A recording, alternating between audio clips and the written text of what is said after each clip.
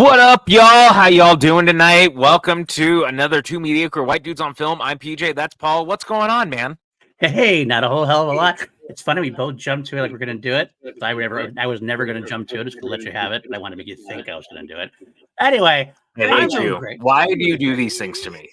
Because here I am minding my own business, and you text me and you're like, "Hey, we have to podcast," instead of letting me enjoy my weekend or something. And now you're doing this. You're goading me into talking to people. What the fuck, man? That's what I do. That's how I roll. I make you watch these horrible movies, and you're a bad person. Well, I learned it by watching you. What? I'm younger than you are. You watch your mouth. I wasn't bad until I met you. You made me a bad boy. That's a no. You can take that up with your wife, sir. That's fair. I will. But thank you. Anyway, leave me out of it. Freddy vs. Jason, man. Freddy vs. Jason is the movie we're talking about today. We are nearing the end of our. Is that what we're talking about today? We are nearing the end of our Friday. Are you sure? I'm quite sure. Because we could be talking about Conan the Barbarian, which just landed on 4K, courtesy of Arrow Video, in this beautiful deluxe packaging that comes with an essay book, multiple special features, 3 versions of the film. You realize that we're not sponsored by them, right, Peach? Oh, I'm aware, but I keep trying. Okay, fair. I mean, we deserve a sponsor. I mean, we could also be talking about Conan the Destroyer, now also on 4K, with a beautiful book of essays and lots of special features, and Arnold in the most oiled up you've ever seen him in any movie of all time. But did you also get Red Sonja? No, they didn't release that because who wants Red Sonja? Completionists like myself, PJ. Completionists like myself. Look, okay, just because I own all the Scorpion King movies does not mean I'm also buying Red Sonja. Just because you own all the Puppet Master movies doesn't mean you're buying Red Sonja.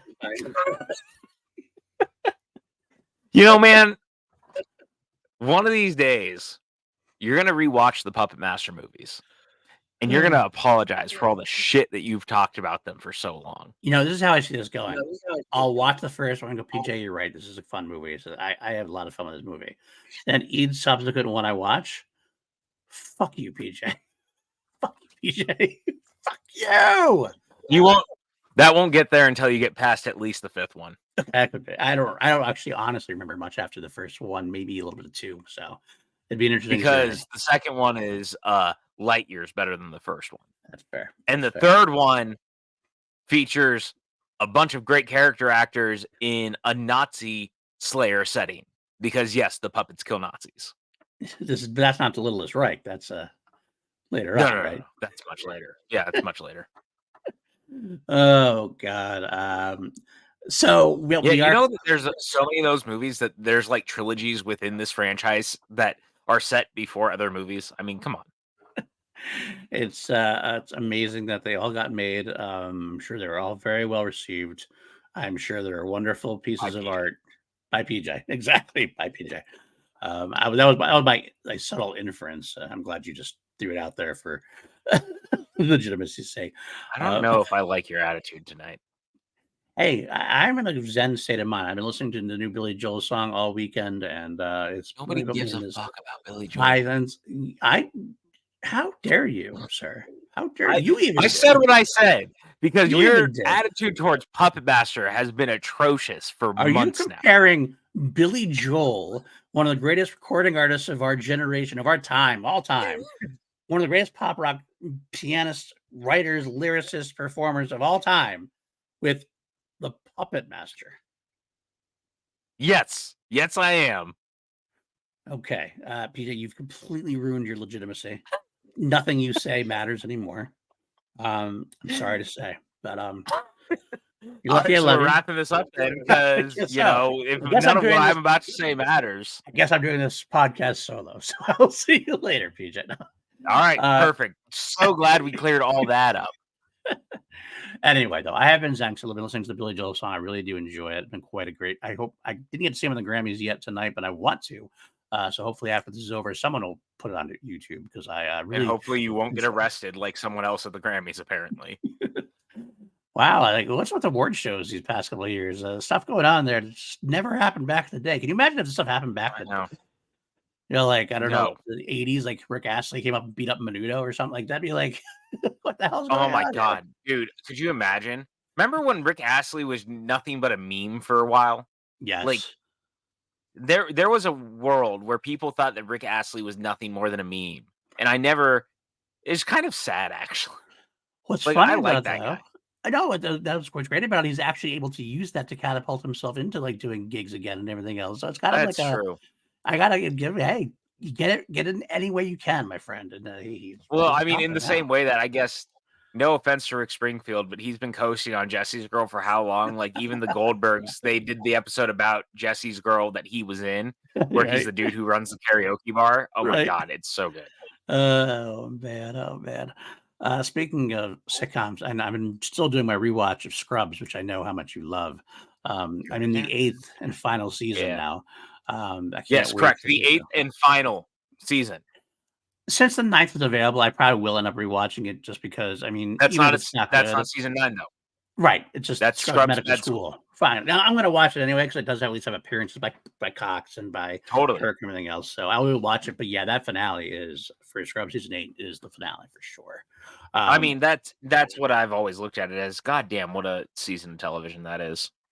Did you look at the on Twitter today? Bill Lawrence quote posted the. I know it's been going around Twitter. The post this scene. If you saw somebody who's Oh seen yeah, it, like post the post the scene. picture from a scene. It like looks harmless to most people, but fans will Devastates have you a if you visceral know. reaction. Right. And somebody posted the pictures of Dr. Cox and Dory and JD at Brendan Fraser's Where do funeral. you think we are? Right. That exact thing. And Bill Yeah. Lawrence actually quote tweeted it and actually said the exact thing. Where do you think we are? And he said how much he loves the gang and misses the gang and everything else. I'm like, yeah, just get them back together. Get a They've little been special talking about it reunion. forever. They Like, should. legitimately, because obviously, if you think about the fact that Faison and Braff have been doing the podcast, they've been getting a lot of them on throughout the Yep. years when they go episode to episode. And almost every time Lawrence is on, he's like, honestly, man, like, I just want to get everyone back together and do a reunion. And then during the press tour for either Psych 2 or Psych 3, Lawrence started talking about it again. And he was like, look, man, like, the Psych guys are doing it. I would love to do just like a 2-hour movie. If I could just get everyone back together, I'll do it for ABC. And he's been talking about it for ages. I hope it And I would does. love to see it happen because I love those characters. And Right. honestly, I would love for them to have another send off because season 8, again, is like definitively the end of Scrubs. Right. Whether you liked season 9 or watch season 9, however they call it now, it was never officially season 9. It was Right. always branded as a spin off reboot. Like, even when you watch it, it says Scrubs Med School. It doesn't just say Scrubs. Like, it is Right. not Scrubs. Like, it's a continuation of sorts, but it is, in my opinion, it's not. It's like when MASH ended. After MASH is not MASH. Right. You know, Right. like Absolutely. after Completely MASH agree. was 2 seasons of a show that was a continuation. Joey is not Friends 2. Right. It is Joey. Scrubs Med School is Scrubs Med School. It just Making it happens to season have 9 characters. was definitively an ABC decision, like a studio Yes. decision, and they wanted to sell it off the back of Scrubs. But yeah, if the creatives are telling you otherwise, then you listen to the creatives, and that's what it is. I don't care about a business Right. decision. I understand what you're trying to do business wise, but it didn't make sense considering what you're because you don't have Carla in there. JD's there half the time, I think. Cox is there like a little bit Less more, less than half the time. I think Cox is probably there the most out of them, but like even then, him and Faison are both in every episode. are they both in? I don't. I barely. See, that's the thing. I barely remember. The one thing I remember about season 9, honestly, or not season 9. Sorry, Meta School is the one intern that was introduced in season 8. The blonde, Yeah. really crew. I forgot her name now, and off the top of my head, but she was in season 8, and then she was like one of the headliners of medical school. I liked her. I actually thought she was funny. She's a funny character, but like, yeah, It's I don't know. it's her and the girl from Evil Dead 2013, who unfortunately her name is escaping me as well, and Dave Franco, because they're like the 3 Franco. leads. Yeah, that's what I remember them. I remember that. Is well, I remember Sarah Chalk in it. I want to Can't say she remember. might be in an episode. I only ever saw it once all the way through, and my Yeah. biggest problem is that I didn't gel with the writing as much as I wanted to, and I didn't like the characters as much. So What, I've never Lawrence? Did gone back Lawrence to write it? rewatch it. Did he Oh write it yeah, all? He did write it all. it Okay. might be the one time that I'm like, man, rare Mark Lawrence miss, and that's a weird thing for me because even like season 7, people are really hard on season 7, and I really like season 7. Season 7 was the short one. It's the 11 episode one or whatever. Yeah, It's it was the one. It's not the best, but it's not the no, worst. but it's also was affected by the strike, I think, a little bit too, and it's kind of Yeah. hard to do things. And I remember like them doing things out of order. Like they had like Kelso was kicked out, and then all of a sudden the last episode was Kelso back in charge, like with no explanation. Like it was kind of weird that way. It's not the best, but bad Scrubs is No, still it's Scrubs. not.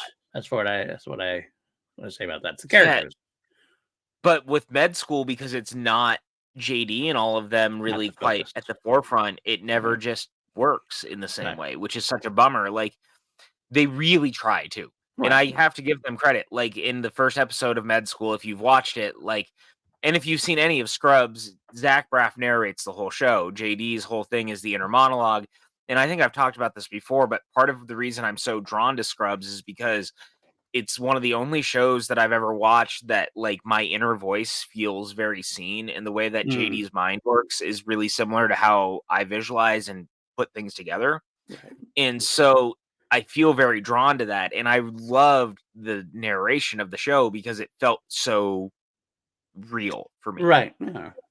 Real. And It's a I funny word rem to use because it's so like not real, like, but it is. Right, Like the heart is but it real, is. even if the situation is not. Yeah, That's the thing. That's really the thing. 100%. And so they try to give, um, the new lead the monologue later, and so, like, throughout the first episode, every time JD passes her in the hall, she picks up and starts having her monologues, and I loved the attempt at the handoff, I loved all of that, I just didn't think that the characters came together in a way that Right. felt right for the show. I, I do wonder whether if it was just launched as Scrubs Medical School and just as a spinoff and everything else, if it would have worked better. Because at least you don't Yeah, have that in your mind, like this is trying to be Scrub, like it's trying to continue it. It's trying, like, because I feel like it's trying too hard to do that, and then like it I just agree. kind of sets up a stink on it in a way. I'm gonna try to watch it this time when I get through after watching season 8. I'm gonna try to watch it. I try to watch it with that in mind that it's not, and see if I like it better that way. Because I've only watched it the one time when it was on. When it was on, that's the one time I've ever watched it. So, That was the only um, time I ever watched it either, and I just remember being so frustrated as I was going through, it just didn't yeah, work for me. right, And it was such a bummer because, I mean, the truth of the matter is season 8 was such a miracle considering NBC had already canceled it, yeah, and ABC decided to pick it up for one more season, right, and they were gonna just do the final season on ABC because it was an ABC-produced show that happened to be on NBC. right. So their whole thing was they were gonna give it a proper finale compared to what had just happened with the fantasy fairy tale ending thing. Yeah, which was again the one And that's out of place because of the whole Bob Kelso thing or whatever. Which also this right. like if that was the finale, that would have been such a shitty finale. I got to be honest. Like it's not a bad episode, but Oh, it's like it a would have been shitty terrible. finale for Terrible sure. finale. Right. So they renewed it to finish it because they wanted to make Lawrence happy, and Right. season 8 feels like a minor miracle because of it, because season 8 might be the best season of the show, period, Yeah, it's which is pretty good. so funny. Yeah. It's really good, and the ending is arguably one of the all-time great sitcom endings and TV show endings of all time. Like, I think the last 40 minutes of that show between the two-part finale are arguably some of television done the right way, and I think that Lawrence handles the Scrubs finale in just about the one way that you could ask any sitcom finale to handle itself Right. in a world where other sitcom finales end, and I Right. love that it's very aware of that. It sticks the landing. Absolutely. That's the one Yeah. thing that it does for absolute sure. Every character feels legitimately got like they got their finale. Yeah, I love the show and I can't wait. I'm actually, like I said, I'm in season 8 now, and there's part of me that wants to rush through to get to the finale, but I don't want to rush through either because I want to enjoy my last like Oh, little for bit of sure. time with it. I'm happy. I'm glad I'm getting to do this rewatch. I did a rewatch of like a couple shows recently. How I Met Your Mother, I went through again, and I'm doing this now. And I got to see what my next. I always like to have that sitcom 20-minute kind of Yeah. show that I can kind of have on in the background and kind of go through. Might do New Girl. I might do Spin City. I'm not sure. I have to say. Spin City, and Spin City's streaming now, so Spin Yeah. City's a perfect one to do, Yeah. honestly, if you're looking for something. Yeah. We're just finishing the Goldbergs here because Oh, nice. we kind of ended up on a Goldbergs watch, and now we're on the back end of season 8, so we're very close to finishing the Goldbergs. So Nice. Scrubs may actually be the pivot next if I don't Yeah. decide to do Spin City. But Spin City is honestly the obvious choice if you're coming off of Scrubs because that Bill Lawrence. Yeah, no, I agree. The funny thing is, I've actually never dove deep into Spin City. I've watched it a bunch, but never really watched it all the way through when it was on. So it's a good chance to do that. Although for some reason I felt the need to do. I watched Jake Johnson or something recently, so kind of made me go, oh, I really want to revisit New Girl now. But I'll just say. My problem with New Girl is I get to about season 4 or season 5, and my interest starts to wane very quickly, and I never finish it after that. Like, Oh, really? Okay, that's interesting. yeah, I don't know what it is, but I start to taper off. Like, it's even as much as I like how, or as much as I might hate the ending of How I Met Your Mother, I always end up sticking with it if I start a rewatch. Like, it's very hard to fall off of it because Right. How I Met Your Mother is just so good and just so charming and fun. Yeah, absolutely. Yeah, I don't know what it is. New Girl, I can never get there. I never get past season 5 or something, and I've never seen it all the way to the end. Did you know Ludwig Göransson was a composer for New Girl? Yep. I did not Yeah. know that. Just so you know. Okay. The last Interesting. rewatch was the first time I noticed his name in it, and I was like, "Huh, that's weird." Interesting. Well, okay. I'll have to see. There's a couple of ones I do want to watch and stuff, but we'll get there. In the same way that, oh shoot, why did I just forget his name? He produced or he did the theme song recently for Monarch. Oh, Why did I? Shoot, I can see him. I know his name. Anyway, the composer of Monarch, and he also did King of the Monsters, I believe, if I'm remembering correctly. yes, and God, my trivia is so rough right now. It's almost like we don't do it much these As days, much as we used to, comparatively. yeah. Back in the day. Is it like Leopold something? No, it's not Leopold. It is. He did the TV show, but someone else. Um, wow, I am just blanking super hard, and this is really awful to have happening on air while we're doing it. But the person who did Okay. it also has been doing a lot of movies and television shows, is basically what I was getting at, and it's funny Gotcha. because he also did Eureka, and Oh, that's okay. I was a huge fan of Eureka on Sci-Fi Channel, and so anytime I see his name, Bear McCreary.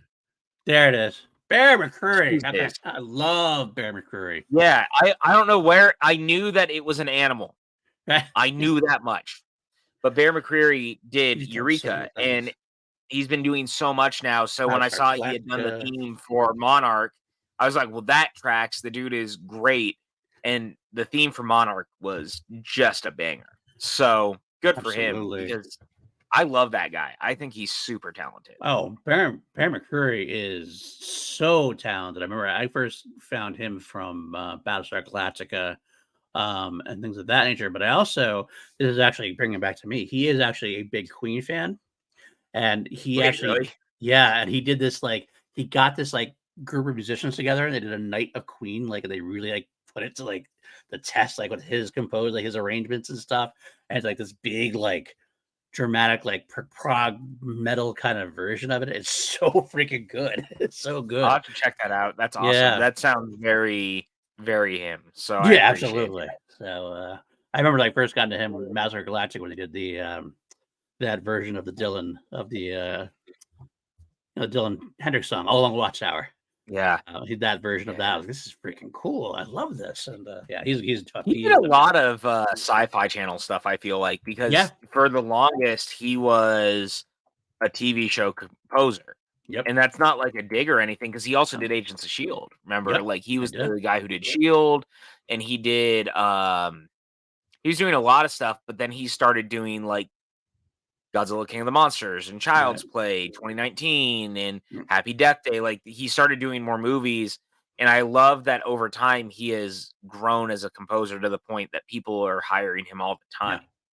Yeah, I love it. And he's a good dude too. I've like seen some interviews with him and stuff. He just seems like a really good dude also. So Yeah. yay for him. Like I like when good dudes when good things happen to good dudes. Um yeah, I'm excited. I'm excited about anything he does, really. So yeah, those Oh, that's are right. He did 10 Cloverfield Lane. yeah, he did. He did. I remember that now.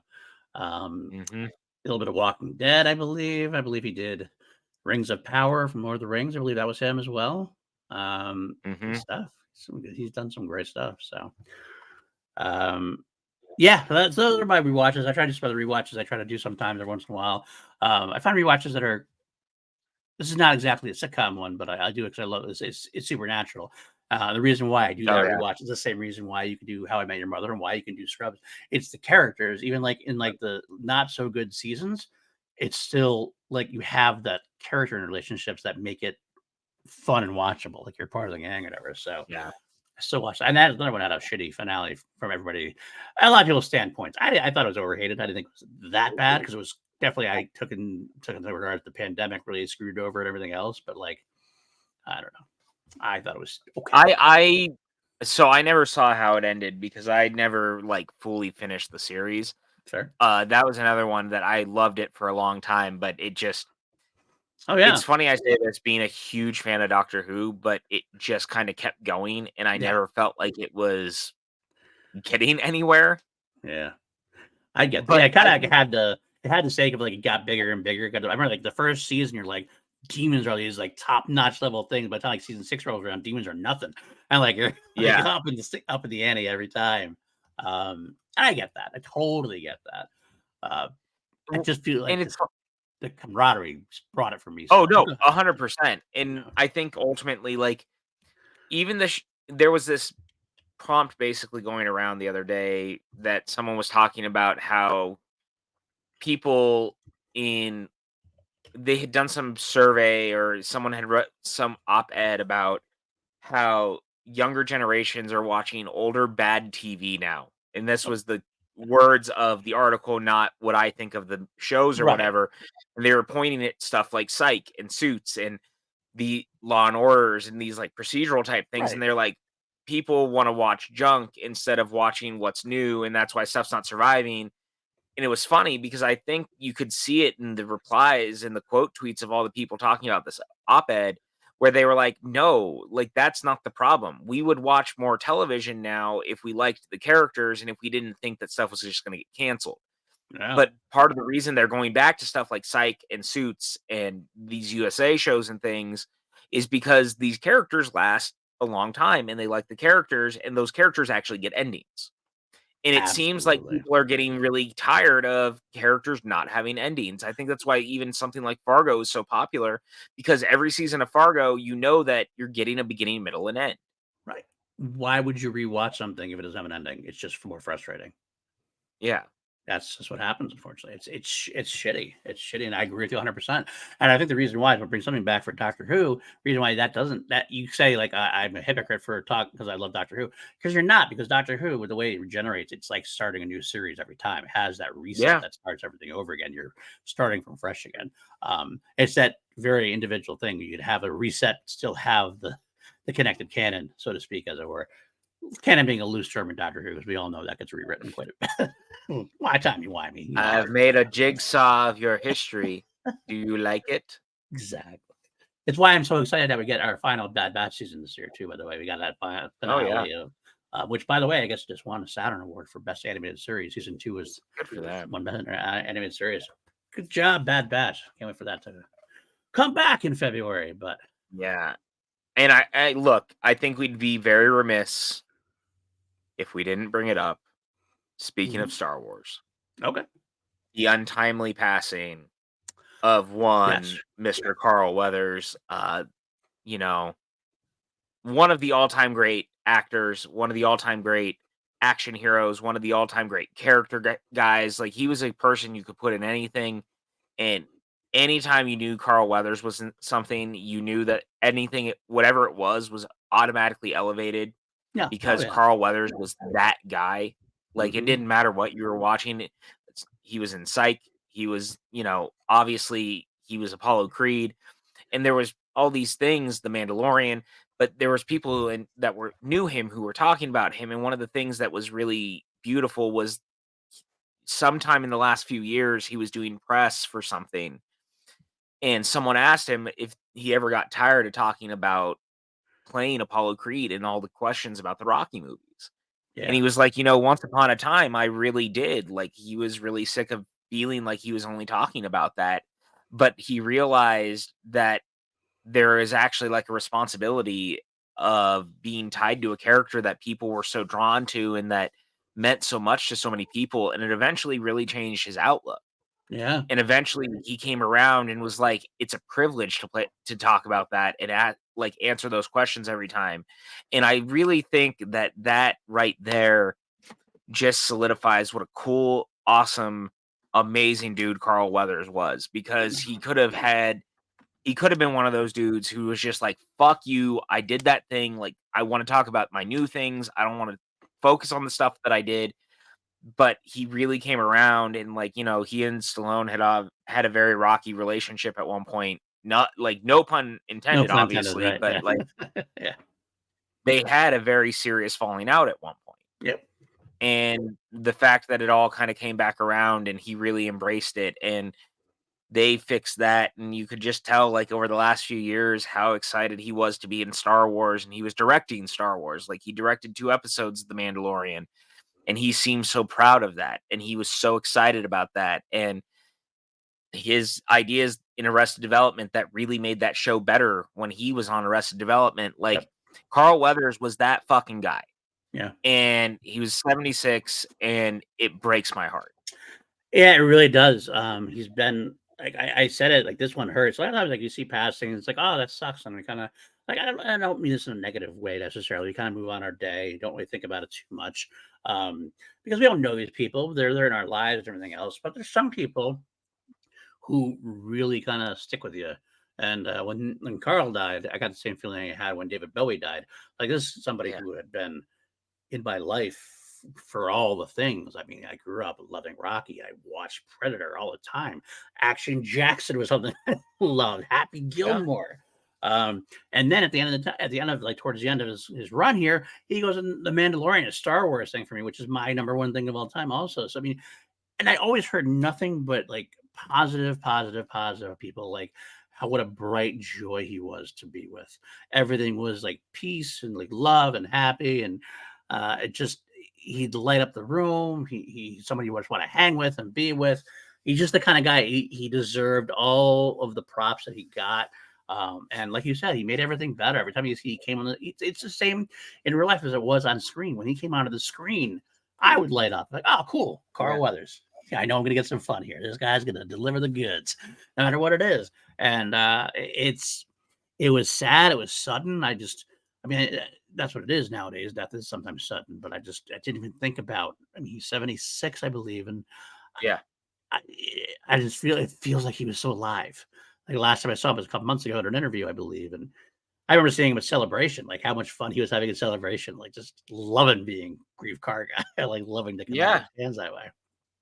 And he just seems so vibrant and alive. And it's a reminder that you never know what's going to happen. And it's definitely a dim light there. So, yeah, but respect, Yeah. mad It respect was to the mad power. respect. I think, to your dim light thing and, like, the whole I've been, grappling with it a little bit because I don't think I really realized we were reaching this point, Yeah. and it's a point that we're gonna be facing a lot more of, where we are reaching a time where a lot of these guys that you and I grew up loving Yeah. in that Hmm. era are going to start going that way because they're all around the same age. Like, Yeah. Arnold and Stallone are Hmm. not that far behind him or right Yeah. around there. Yeah. Ford is already older than him, Yeah. uh, Ford's you know, 80 something. I mean, at this point, it's like 81. 81. John Williams. Yeah, I know he's an actor, Yeah, but like 90s. I mean, my boy Ed Harris is 71. He's not that far behind. Like, yeah. I mean, I've been thinking about it a lot, and, like, for someone so vibrant and so alive, and I keep seeing these posts from guys like Tony Todd who were like, "We were just hanging out with him, like, a month ago," yeah, and, like, no one yeah. would have known. No. Giancarlo Esposito, I think the same thing. Yeah. It's like, Just where are they going? sucks. Yeah. And I feel like I don't know if this is a generational thing or if this is something everybody deals with. Maybe it's because we see more from our celebrities than we did way back in the day, or performers who mean something to us. It just feels like um, it just feels like it's happening more and more, and I feel like we're not getting them replaced as much. And that might be an old man thing to say, but I don't see quite the same. Like, there's no. I guess it's the argument, the old argument of there's no more movie stars anymore, right? It's all about Right. like. Is that Tom Cruise is probably the last movie star per se? Maybe a few others, maybe Leo DiCaprio in that way, shape, or form. Maybe But The Rock.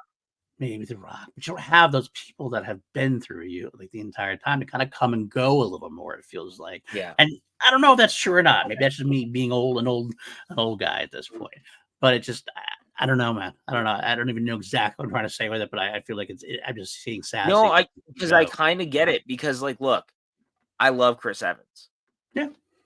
But Chris Evans is not like outside of Cap. You're not going to be like, think of all these movies Right. that Chris Evans did that we all loved in a way. Right. And I think that part of it is with a guy like Carl Weathers, with the guys like Stallone, with the guys like Willis.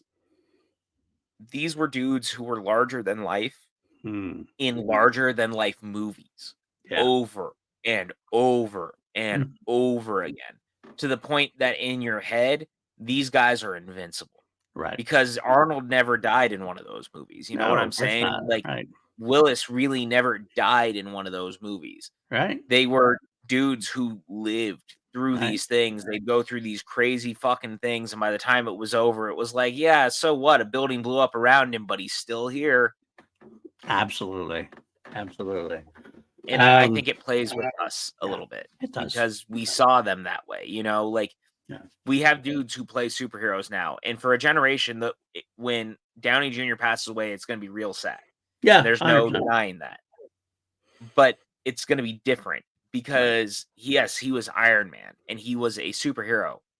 But for me, like I look at a dude like Carl Weathers who played Apollo Creed and Action Jackson and all these different roles and was so much larger, more larger than life. And actually, Downey Jr. might be the worst example of this because Downey Jr. actually is that guy. I was gonna say, Because yeah, I Downey think if Jr. there was one there, then yeah, he would be the one probably. Yeah, because he also had a life outside of movies that was larger than life. Yeah, 100%. Absolutely. But the point being is like, and it's not to say that anyone who passes away during any of this is lesser than the other, but I just think with these dudes who played these action heroes in such a specific way, or these characters who transcended, and you know, Carl Weathers, to his credit, he was a generational talent. Yeah. Like he didn't just exist because of Rocky and then disappear. The dude like did so much from that on Yeah. all the way up to Star Wars in the last year. And might be considered the greatest football player turned actor as well. He was an Oakland Raider for a couple of years. I mean, that's just a guy Yeah, who just made it a 100% lot of different accurate. dreams. So So, yeah. So it's rest just in peace. And yeah. yeah. So all right, it is 33 minutes in. We have yet to touch. Are we getting the way back machine now? I'm gonna get the way back machine. I think we're gonna go back. It's the 20th anniversary now. It is the 20th anniversary of this film. I'm so old. Why did you do this to me? 20th anniversary of a film that actually began first being even talked about. Let's see, about 15 years before this, actually, before this one came out. This has been in development for a long. Freddy vs. Jason had been in development for a long, long time. And what I got to say, I want right to off the remind top, everyone. right off the top of the gut, real quick, right off the top of the gate, this was a topic, or this is a film that was probably one of the hardest to get right because there's so many different Yes. directions you could go, and there's so many different things you could do, and there were so many different ways they wrote it. And I'm happy to say, overall, I'll spoiler out of the way, I think they did a very, very solid job considering everything that was working against them. For This sure. is a super fucking fun movie. Yes. It makes a lot of choices. We really like this movie. I'm not speaking for both of us. He just said obviously he also really likes this movie. I really like this movie. I have a big soft spot for it. it's a nostalgia film for me. I was 13 when this came out. This movie was a movie that I had grown up watching those others, and I was a 13-year-old boy who wanted to get taken to the theater to see this. And I was so excited because Freddy and Jason were finally going to be on screen together, and like they were selling this thing like a SummerSlam match, man. Yeah. Like this was a huge fucking deal in 2003. Like Yeah. I remember all of us being super, super excited, and like the just overblown rock music in the trailer, and just how they really sold this as like this epic event. And this movie, to its credit, in 2003 made the top 30 movies of that year. Yeah. This thing made over $100 million, which was huge considering Jason X just a couple years before barely passed 17 Right. million. Not Right. 100, 17 million. So, Exactly. and like Nightmare had basically been dead. And, we talked about this a little bit back when we were talking about Jason Goes to Hell, but like this was a movie that had been in production so long, to Paul's point, that originally Jason Goes to Hell was supposed to be kind of that movie until they realized it was just never going to happen then. Right. And so this movie, there's a book actually that Paul and I Yes. both have and have read that is very good, that actually chronicles all the different scripts. Versions. Yeah. Yeah, that happened, and all 20 the of them. different storylines that were there, called what is it? What is it? Clash of the Titans? Clash of the Titan, I think that's what it is. Yeah, I think it's what it is. Yeah, or Slash of the Titans? It might be Probably, Slash. that's probably it. But this movie had a real rough road, but Ronnie Yu eventually is chosen as the director, and what's interesting with that is that Ronnie Yu is a dude who had not been a stranger to the slasher franchise because he had done Bride of Chucky just a couple of years before. Right. So this is also one of the rare movies that has crossover talent in the director's seat of one of the bigger horror icon franchises moving to another.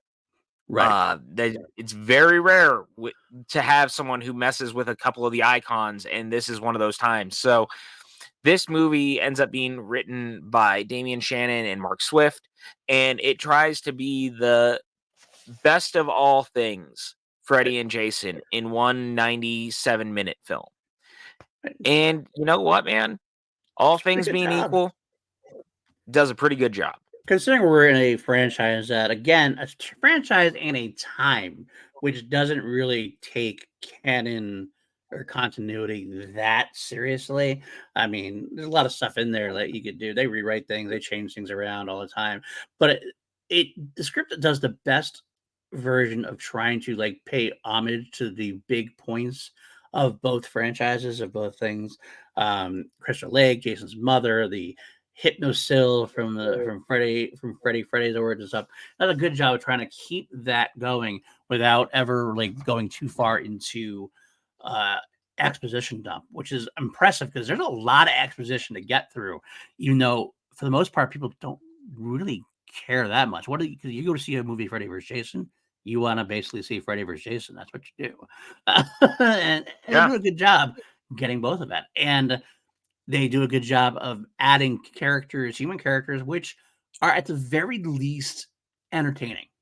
They're not because like these characters could be easily annoying and like get them out of my face, just clear their space. Because you can't have a movie, much as you'd love it, you can't have a 90-minute movie where it's just Freddy vs. Jason the entire time. So how do we? In the same way that no matter how many people want to say it, not to step on your point, but it's an addendum to your point that like really signals this whole thing and sends it home. Everyone who talks about that they only want these giant fucking kaiju movies to be movies that only feature kaiju battles, guess what? Right. Human characters are equally as fucking important to your goddamn kaiju movie as the kaijus themselves. There's a reason that we continue to talk about things like the original Gojira or now Godzilla, minus one or Monarch or any of these. Any good kaiju movie worth its salt has interesting characters underneath it. Right. And they had a lot of different ideas they had throwing out there. Obviously, they were going to try to take Tommy Jarvis at one point. They were going to try to bring back Tina and try to bring back, Alice, I believe, from the Nightmare movies at some point. Try to make that kind of thing. I think it's probably overall for the best that they didn't, somewhat in terms of, because then it would be too much there would almost be too much legacy to pay back at that point. Because you couldn't bring back Tommy Jarvis and not give him significant space. You couldn't bring back like a big character from and not give them their significant space, which does take away from what you want to do in this film, which is definitely, like you said, it's a WWE battle. It's not like a drama kind of thing. You don't want to like waste your time with it. So you use some good replacements that work enough to what you want to do. Now, granted, I think there's a way you probably could have done both, and maybe. I was gonna say, I think there's absolutely plenty of ways you could have ultimately done it But that I don't. worked in the movie. I honestly think it would have been better having them stab in the sequel. I honestly think. Get this, if the sequel had never happened, of course, and that's where we get the comics from, unfortunately. Which I would love to have seen them do the comics as a big screen adventure, but thus is life. I think they have the most important thing about it is they have the tone right. The tone is there. That is exactly the thing that should be done. It's scary enough. It's gory enough. And there's that bombastic feel almost all the way throughout. And when there's money shot moments, they've been earned, and they get you at get you to lean forward and go, all right, let's do it, kind of thing. Yeah, I don't disagree. I do think that there's something to be said about the lack of legacy characters, because there's a character in this, Deputy Scott Stubbs, who is played by Lachlan Monroe, who's not a bad character by any means, and I like Lachlan Monroe. He's a very good character actor. He's one of those dudes, you see him, you just recognize him. He's Yeah. a guy who's just been in things. But it's just as easy to see you slipping in literally any version of any of the legacy characters into that role. You know what I mean? Like, there was plenty of ways to do it that they didn't, and maybe you're right. Maybe there would have been too much baggage, but for a movie that spends its first 10 minutes setting up literally the entirety of the franchises to this point, Right. I think you could have gotten away with it. I You know don't- what I'm saying? Like, I do. I just feel like I feel Yeah. like if they had done it, they would have. It would have been. They could have done it, but it would have been hard to do and give them the justice they deserved. Because you could have had Tommy in it. No, then there would have been for sure. less But of you could Tommy. also cut some of these other characters down. Yeah, that's true too. That's true too. You know what I mean? Like, but this is all an aside to none of it matters, because that's not the movie we got. We need to talk about the movie that we got. Like, let's do that. we can talk about a lot of what ifs in all of that, because the biggest problem right now with criticism ultimately is that people want to talk about the movie that they didn't get, not the movie that they got. Right. So when we talk about these sort of things, it's really fun with the what ifs, and ultimately we do get comics that do deal with the legacy characters finally getting involved in this stuff, and it's very cool and it's very fun. Right. Totally perfect. It works. Right. I just want so bring it back to the tone is what's important here, and the tone they get right. And that's where I was going. And some of the previous drafts they didn't get the tone right at all. Like, there was like one that I actually had them in a boxing ring in hell and stuff, and that's like that gets like a little too far. There has to be some kind of grounding here, and I think the film does a good job grounding it, and just enough to keep it like without being too far gone, too far ridiculous. Well, they had ones in there where Pinhead was going to be in there right away, and like other things like that. It just feels like you're trying to do too much. Specifically, the Dominic Necros character they had at one point, there was going to be like a main human, basically a third villain, like who's going to be like the leader of a Freddy cult. And I'm like, what are we doing here? I don't want to see a film. If it's not Freddy versus Jason versus Dominic Necros, who we don't even know or care about. Clear the deck. Let's get what we need to get. And the tone here is perfect right from the get go. I had that music mashup in the beginning where they do like the Freddy music, followed right by the and it's like, okay, this knows exactly what this movie wants, what it's supposed to do, and it knows it's going to deliver. Well, and because Nightmare and Friday are such different franchises, ultimately, like there's certainly crossover in that they're both slasher franchises, but they are doing very different things tonally and just the way they look and the way that they feel. And to be able to take those two things and bring them together is not an easy feat. And that is why this movie ultimately succeeds, because they found someone who could find the happy balance between both and give you a movie that pays off both these worlds in a way that feels familiar for both versions of the fans. Right. And for someone who likes both, you're in for a real treat, because you're getting something that feels like the best of both worlds. Yeah. And that's not an easy thing to do. 100% not an easy thing to do. And I want to lay a lot of credit to this movie being successful on Robert Englund's hat, I should say, as shoulders or whatever, burn face, whatever. Because like I know there's at one point talk about doing Jason versus Michael, but like why would you do that? Like that's a movie of two silent killers, and like it just doesn't have the same kind of feel. Robert Englund, having been Freddy for so long, this is obviously Robert Englund's last run as Freddy Krueger. This is it. This is the one finished piece. He gets to like really take the weight of the shoulders. Because Jason is a great character, but it's hard for him to carry a movie. When Jason, the Friday the 13th movies are phenomenal, fun times, but he doesn't get a whole lot of screen time, generally speaking, because it's not about like him shouldering a load. He's just the monster that you don't see very much. The Nightmare movies are different. Freddy takes the movie and like basically makes it his movie. And the final girls, the final guys are still lead characters. But Robert Englund really kind of drives everything forward, and he does that in this film too. It really puts the things in motion, and gets that tone you want, because he has the one-liners, he has the quips, he has that drive, and I love it for it.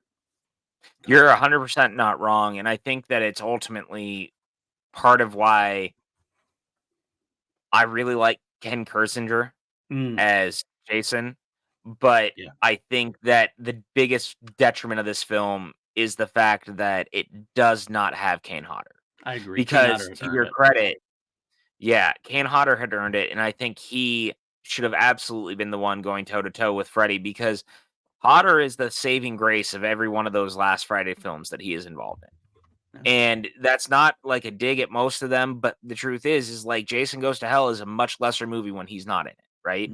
Just like Friday 8 is a lesser movie when he is not in it. In the same way that Jason X is so great because he is pretty much the lead of it. Like there's a very specific mathematical equation going on here, which is Kane Hodder as Jason is equally as important to the franchise, I think, in the way that Englund is. And so I'm really glad that Englund ultimately got the chance to do it, because if he hadn't and it was not him, I can't imagine what this movie ultimately would have been, because this is a movie that no, 100%. And like he sells this movie to make it feel like a nightmare film. Yeah. And again, and I would argue that Ken Kirzinger really tries with Jason too. I don't necessarily love his Jason as much as some of the other ones, but I think that it also comes down to Ronnie Yu really just kind of gets what made these icons icons. Right. And he kind of just lets them do their thing. And the script allows them to do their thing, and they give them a lot of people around them to just murder. Yes. It's really simple. Agreed. I agree 100%. I want to say I give Ken a lot of credit. I remember seeing the Crystal Lake Memories doc, and he mentioned specifically that he asked the director Ronnie and producer, like, do you want me to continue like the Jasonisms that Kane Hodder had kind of been developing over the last couple of films? And they said no. They'd rather have him make his own, and they wanted to have him be a more like emotional Jason and everything else. I think it was a bad decision. I'm not gonna lie; it was just a bad decision overall. The other thing I heard was that they wanted Ken to like tower over Robert Englund, and that was part of the thing, having Jason like being so tall. I kind of feel like it wouldn't matter. Like Kane is so intimidating. I don't know how tall Kane is, but he can't be that short. I think he's still taller than Robert Englund, and he can still look more intimidating than he needs to. So I think it was a bullshit call. I honestly think it was probably a money thing, because Kane had been developing, getting a little more like paycheck every time, and like he'll be his fifth film, I think, at that point. Like, you could get Ken Kirk to do it a lot cheaper. Oh, 100%. And that's sad. It's sad that that's the way he goes out, because Kane's last time in the role on a film was Jason X. And it's a great film to go out on. Don't get me wrong. We love that film, but like, he did come back for the 2017 game, which is great that he gets to do it still. But he has a love for the character that it's hard to deny. I mean, he really deserved 100%. It. Like, and he was just iconic at that point. And he would have had so much fun. Robert Englund and Kane Hodder together would have had so much fun. Like they had that big press event and stuff like that. Oh, it was fun. But I'll say this: ultimately, it works in the end, because the Jason in this movie feels kind of like a hybrid of all the ones that we've had to this point, and feels kind of like, so that works. And obviously, Freddy is Freddy, and so because of that, the characters feel like they're oddly at their apexes. Yeah, going into the movie. And I think that that is the thing that makes the movie fun, because the script starting with Freddy doing a monologue and basically catching the audience up on where he had been and what his franchise was is brilliant, because you're allowing this very storied series to this point be led by the dude who ultimately is the guy who scared people to stay awake for Yeah. days at a time. And I think it really credits how important Robert Englund is to the horror genre by allowing that. Oh, definitely. I did find it funny during the monologue. They did kind of a montage of his previous movies, but it was almost all part 1, 2, and 3. Like almost like they had I almost noticed that nothing too. for 4 or 5. Like, is there a daddy in there? Like, oh, I saw Alice once. Like, okay, there's at least 1 or 2 things. I Yeah. just found it funny. But I also love the fact that they actually get to see like Robert Englund as like as the Yeah, as Freddy. pre-burned Freddy, which is cool to see. I mean, I know they did a little bit of that in 6, but it wasn't nearly the same. This was really kind of creepy looking and creepy, as far as with the child death and everything else. And I said this before, and it's one of the problems. We're going to do the Nightmare Saga. That's going to be our big one this year. We're going to do that towards the summertime or beyond that. But one of the problems, the big problems for me with the remake was that they stepped over the line and made Freddy like they kind of teased the child molestation angle in the first Freddy films, but they never really go full. It's kind of like that, like, no, we don't talk about it. It's kind of there, and they Yeah. commit to it in 2010, and it just makes it so much dirtier and worse because you got to have in a slasher film. Slasher fans like to somewhat root for the slasher. That's just the way Yeah. that's what we do. We love watching Jay delivering, and when it goes that far, it's like it's hard to cheer for him. But this, you kind of go, okay, you don't think about it, and we go that route.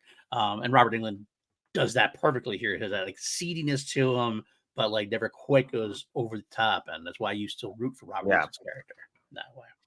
Yeah. I love that you're 100% right. And I think that's why the montage is so good. I think that's why the rest of the movie works. Yeah. Because they never cross that line. And I think that's why so many of us still have such fond memories of the Nightmare franchise as it was. Yeah, Um, absolutely. that the 2010 film is, oh, it's a movie. It's trying to be very serious, and it just does not work. It tries to No. make Freddy sympathetic at sometimes too, and it's like, oh, it doesn't know what it's Well, doing at all. It doesn't know what I it's doing mean, at all. it's hard when you want to try to take a character like that and try to sympathize them. I mean, it's Yeah. the biggest problem with, Hannibal Rising. It's the big Mhm. problem with just about any one of those prequels. When you try to take a character that's not inherently sympathetic and try to turn them into one, you're asking for trouble. Yeah, absolutely, 100%. I find it funny. I want to throw this out there that we did they did the Freddy origin, and instead of getting a Jason mashup, instead of Jason like montage of his first 8, 9 films or whatever, 10 films rather, we just get a typical Jason kill to serve Yeah. as this is your Jason. Like, here's the Freddy stuff. Jason's just this. That's what Yeah. we do. It's just, hi, Jason kills children and oh, his mom still talks to him in his sleep. Pretty much. Like, And they did it with cool. such a thing. We're gonna have this. She strips down quickly. We get the naked girl going into the lake because that is the most typical Friday the 13th thing you could have. Naked girl, Yeah. lake, gets killed by Jason.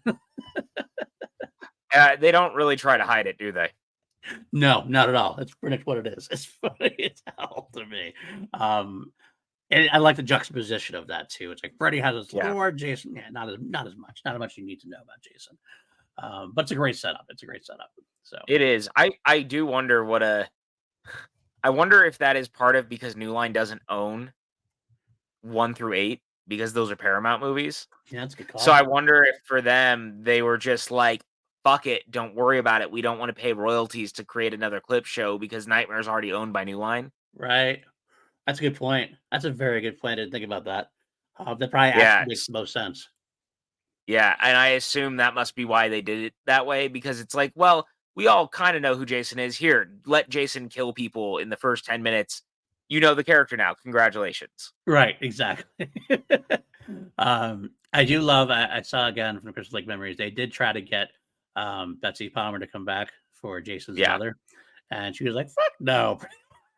She said basically, so "It's I can't be mad at her. I can't 'Cause fault she's an her. old school actress and everything else." She said basically like they weren't going to pay me any money, and I saw these lines. I'm sitting in the graveyard, and I got nothing in. There was nothing there for me to really act out of. Like, okay, that's fair. That's fair. Yeah. Um, I would say it's very safe to say she really doesn't care about this franchise all that much. no, and you know what? Nor should she. She was an actress from the No. 50s, 60s. Just had her own thing. She did the role, and she did a good job in the first part. But it's not, it's fine.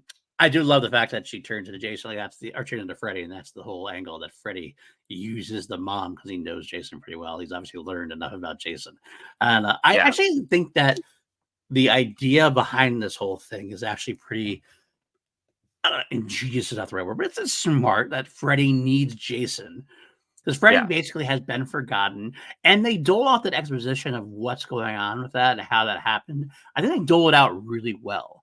They could have just like said something, and they could have been like this montage of, oh, well, when Freddy thing, the doctors went to Westland Hills, and they don't talk about them. They don't do it that way. They kind of like let it play out. We learn it over the course of time. Where at the beginning, we're like, okay, Freddy needs to get Jason to do this. I'm not sure why yet, but they actually dole it out quite well. I think it's a smart thing that Freddy is always fed by fear. Fear of him, and he needs to instill that fear, and so he can send Jason out there. That works for me. I think that's a great setup because you don't need to get too far over the top with explaining everything. Just enough to go, okay, so he needs this. That's why he can send Jason. Okay, roll. Yeah, I 100% think that's one of the strongest aspects of the movie, and it's a thing that I think that each one of these crossovers has understood very well, as far as the Freddy versus Jason comics and stuff are concerned as well, is that Freddy's lived off of people's fear for a long time, and I think Right. that them really leaning on that and leaning on the Jason's mom connection and stuff is actually just brilliant, and it Yeah. really works very well in the favor of the films. Yeah. And here, having Jason be the one who's, like, targeting kids and starting this widespread panic is kind of just the right move, and Yeah. having Jason immediately go to the house where these murders first happened. Yep. Brilliant. Because it's a small thing, but it's a good thing. You know what I'm saying? Like, it Absolutely. really works. Absolutely. Jason has Crystal Lake. Freddy has 1428 Elm Street. So it works. It works for that kind of thing. Let's see. Then we get introduced to all these characters. We have Lori, Kia, Gib, and they all feel vibrant and fun for the most part. I'm not a This is big the fan of best Kelly young Rowland in cast here. in a while. I'm not a big fan of Kelly Rowland's acting in this, to be honest with you. But besides that, everything else is pretty spot on, I like to see.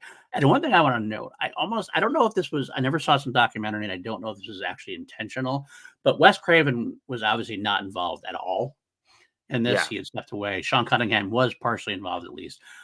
But the character of Lori feels like it's an homage to Sidney Prescott to a degree. She is Yes. a young woman whose mother is killed, and there's some thought that maybe eventually we found the father might have been behind it. We don't know what's going on, and she's she's kind of like this virginal kind of character and everything else. So I feel like I wonder if that was done like as a little homage to Wes Craven in a way. I don't know. I could 100% see it, to be honest, because this is the kind of movie that was having fun with that sort of thing, at Right. least in my mind. Because this movie is pretty much nothing but 90 minutes of fan service in a lot of ways. Because, Yeah. even as we continue forward with the dream sequences and stuff, like, the dream sequences all feel very much like the kind of thing you're anticipating from one of those. Every time Jason murders someone, it's pretty much exactly what you're hoping for it to be. Um, Although weirdly, because I think the body count in this movie is so high, it also weirdly feels the most sanitary, weirdly at Yeah. times. Because there are murders that happen like off screen, or the camera cuts away with blood splatter right as we're not seeing everything. And I do wonder if that's so they could get away with having more things like the bed kill, which is so gruesomely done right in front of you. It allowed them to get past the censors, basically. Yeah. Yeah. And they tried to cut that for a long time when they said the Crystal Lake Memories. They tried to, a lot of people, like the directors and the producers, they wanted that cut because it was so gruesome, so gruesome, so gruesome. And like the last couple of days, they kind of let go in there and they set it out, and the fans like loved it so much. They're like, okay, we'll keep it in. It's a great kill. It's a great kill It's as the the best first kill in real the kill. movie, honestly. Yeah, and what a douche to do it to. Like the guy was like such a tool, like over the top tool character that happens Oh every my once in a god. while. Cartoonishly bad. I think that the best part about this movie is that every version of the characters feels ultimately cartoony in some capacity. So the ones who really get killed hard feel like they really deserve it. Yeah. Yeah. And then the ones who, like there's a lot of them that you watch it and you're like, man, I can't wait for you to die. I just can't. Like the dude who gets on top of Gib at the Yep. rave, who you're like, you're a dirty fucking asshole. And what does Jason Mhm. like? Jason spears that dude and throws him. Like, Yep. not just a little bit, but, like, throws dude off of the top of the spike that he's using and into the cornfield, like, "Fuck you." It's Yeah. amazing. It really is. There's two types of characters in slashers: the characters you want to see die, but you also have the characters that you kind of care for enough that you don't want to see them die. And this film serves up both of them pretty well. So Well, you get that yeah, through. and I think you're right, and I was gonna say, like, to the credit of the casting and Ronnie Yu in a lot of ways, he had already worked with John Ritter, Yep. obviously, on Gotcha. Bride of Chucky, and Nice. so it's very smart to get back in the game of the Ritter clan. Jason Ritter is quite good in this Yeah, as he Will is. Rawlins. He is. I think he's one of the best leading men in a slasher film of that era. Like the dude is so charming and so fun, and Will is a great character. And Yeah. his whole relationship with Monica Keena, who plays Lori, is awesome. Yeah. Absolutely. I can't disagree with it there. It's great. Um, so all right, so we get to the first kill. Jason shows up, kills the fucking Trey guy the guy who says at one point is like, "Don't make me ask you twice." And I'm like, Jesus Christ, just die already. But that's when they dole out some more of the exposition. The cops are there. It's like there's some people going, "Oh my god, it's like Freddy." Like, shut up, shut up, shut up, shut up. That's when you get the first note that there's something going on. And you're like, "Why? Okay." So the And adults Lori happens to know. overhear the name. Right. And that's a key point. But it's like, oh, so we're in a different place because before a lot of times it's like people don't believe that Freddy's real because Freddy's dead, right? But now we're in a place where the adults know that Freddy's real and they're like, this is the way we're keeping him in check. We're gonna forget him because that's what Yeah. is a bitch, as according to Robert Englund, like Freddy would say. But it's good. So it's a good, intriguing part. We get the name drop of Westland Hills. I'm like, okay, that makes sense too. We get to see what's going on here. We need to know what that is. It's just they dole it out very, very well, I think. Well, enough that even when eventually you have Lachlan's character, Scotty Stubbs, who shows up and he's trying to grill the chief of police, and he's like, "Look, man, you guys keep saying it's this dude Freddy, but like, there's also all these serial murders that happened at this lake. I think this is a copycat." And I Right. actually like the back and forth that there's one dude who is convinced that Jason is doing this, while the others are convinced that it's Freddy, Right. because Right. it makes a really good dichotomy of like, well, they're all kind of actually right, You're both right, exactly. Everybody's right, as you were. but they don't realize it. Right, absolutely. Um, so Monica or Lori is brought to the police station taking statements, and she falls asleep, and we get our first like Freddy dream. He's not really quite powerful enough to do much with it, but he's getting close. I guess of course, the lullaby is always going to be the one that gets you in nightmares. Still freaky, and creepy after Yeah. all these years. Um, I love the Harry Potter like posters with the eyes that follow or the pictures of the Yeah. kids that follow. I love when you go into Freddy dreams because like so much can happen and so much does happen usually. Ends up being a lot of fun there. So that first dream was pretty freaky. That's where she gets Freddy. She gets the name back. It's sort of boom. Of course, that's the best part is that the more she's remembering, the more he's going to come get her. So you're like, oh, you want to Yeah. remember, but you don't want to know at the same time. It's I good think stuff. that this movie does a great job, by the way, of the dream sequences feeling really ethereal and out there, Yeah. while also arguably being some of the more grounded in the franchise, as weird as that sounds. Because as creepy as they are, they never feel fully over the top either. I agree. The only time it does is with the stoner, Right. because Yeah. obvious reasons. So, the rest of them though don't feel that way, and I kind of love that actually. Yeah. Yeah. No, I agree too. Because it's always Friday's dreams actually always work best when they kind of like feel real, but just a bit off in a way. Like little things happen, makes it just enough off, and it kind of, as the dream goes on, it gets more and more intense and more surreal, so to speak. They do a good job with the dream sequences for sure. Ronnie has a great eye for how to slide that along the ruler, so to speak. Oh yeah, it's good. He's actually, I gotta say, man, the dude's a pretty solid actor. Yeah. In this, like, Mhm. I don't know, just works. Yeah, absolutely. All right, so next up we get Blake's death and decapitation to Blake's dad because Blake falls asleep and everything else. So it's How about another giving death. me a fucking break? Yeah, give me some fucking break Or there. fucking It's great. space, I think. Yeah. That's what it is, yeah. But then beyond after that, we jump into Westland Hills, and we get to see this like institution, and we're introduced to Will, and we're introduced to Mark, who I don't know. I kind of who the actor is. I love Mark.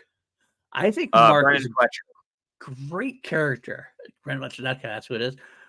He is a great character in this, and Brendan Fletcher gives a great performance in this. I think. In fact, spoiler alert, he doesn't make it too long. He gets it. He gets to get out of there because of him.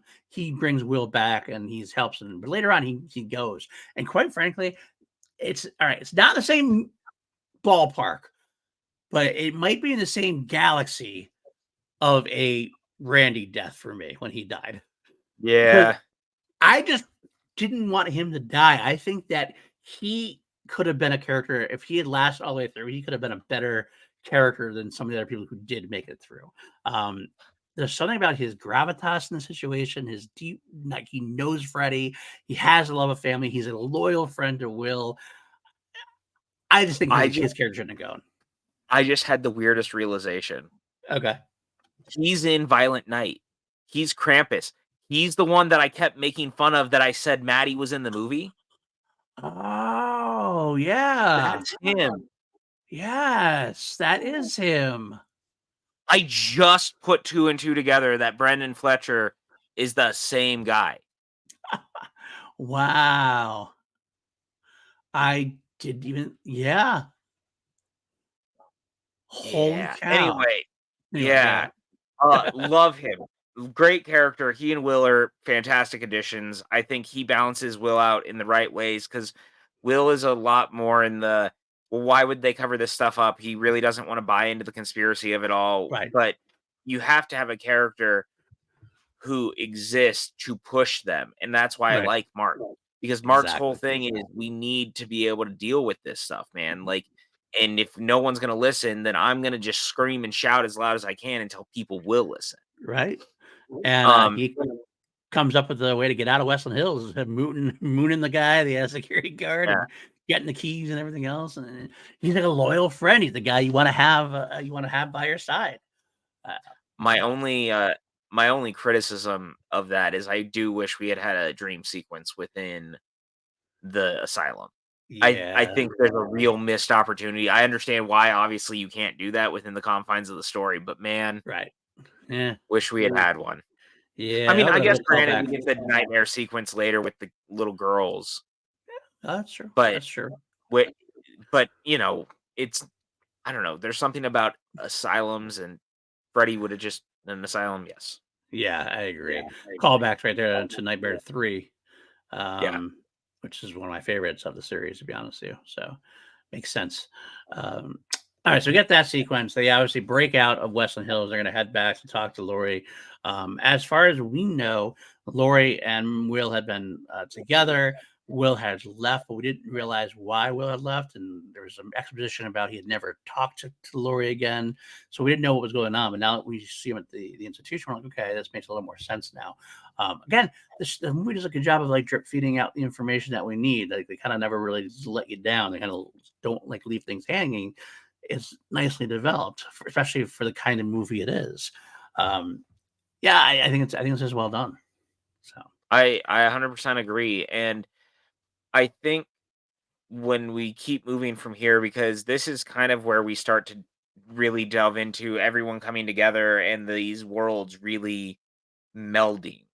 Right. And this is about the time that we start to see, like, I gotta say, man, that first kill and them running out in the rain and the cop stopping and them realizing that this is all going on is fantastic, as much as the scenes after this when, Right.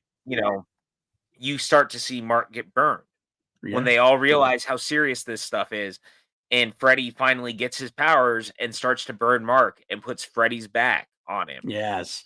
Loved that, by This the way. Loved this that. tr Yeah, I do too, honestly.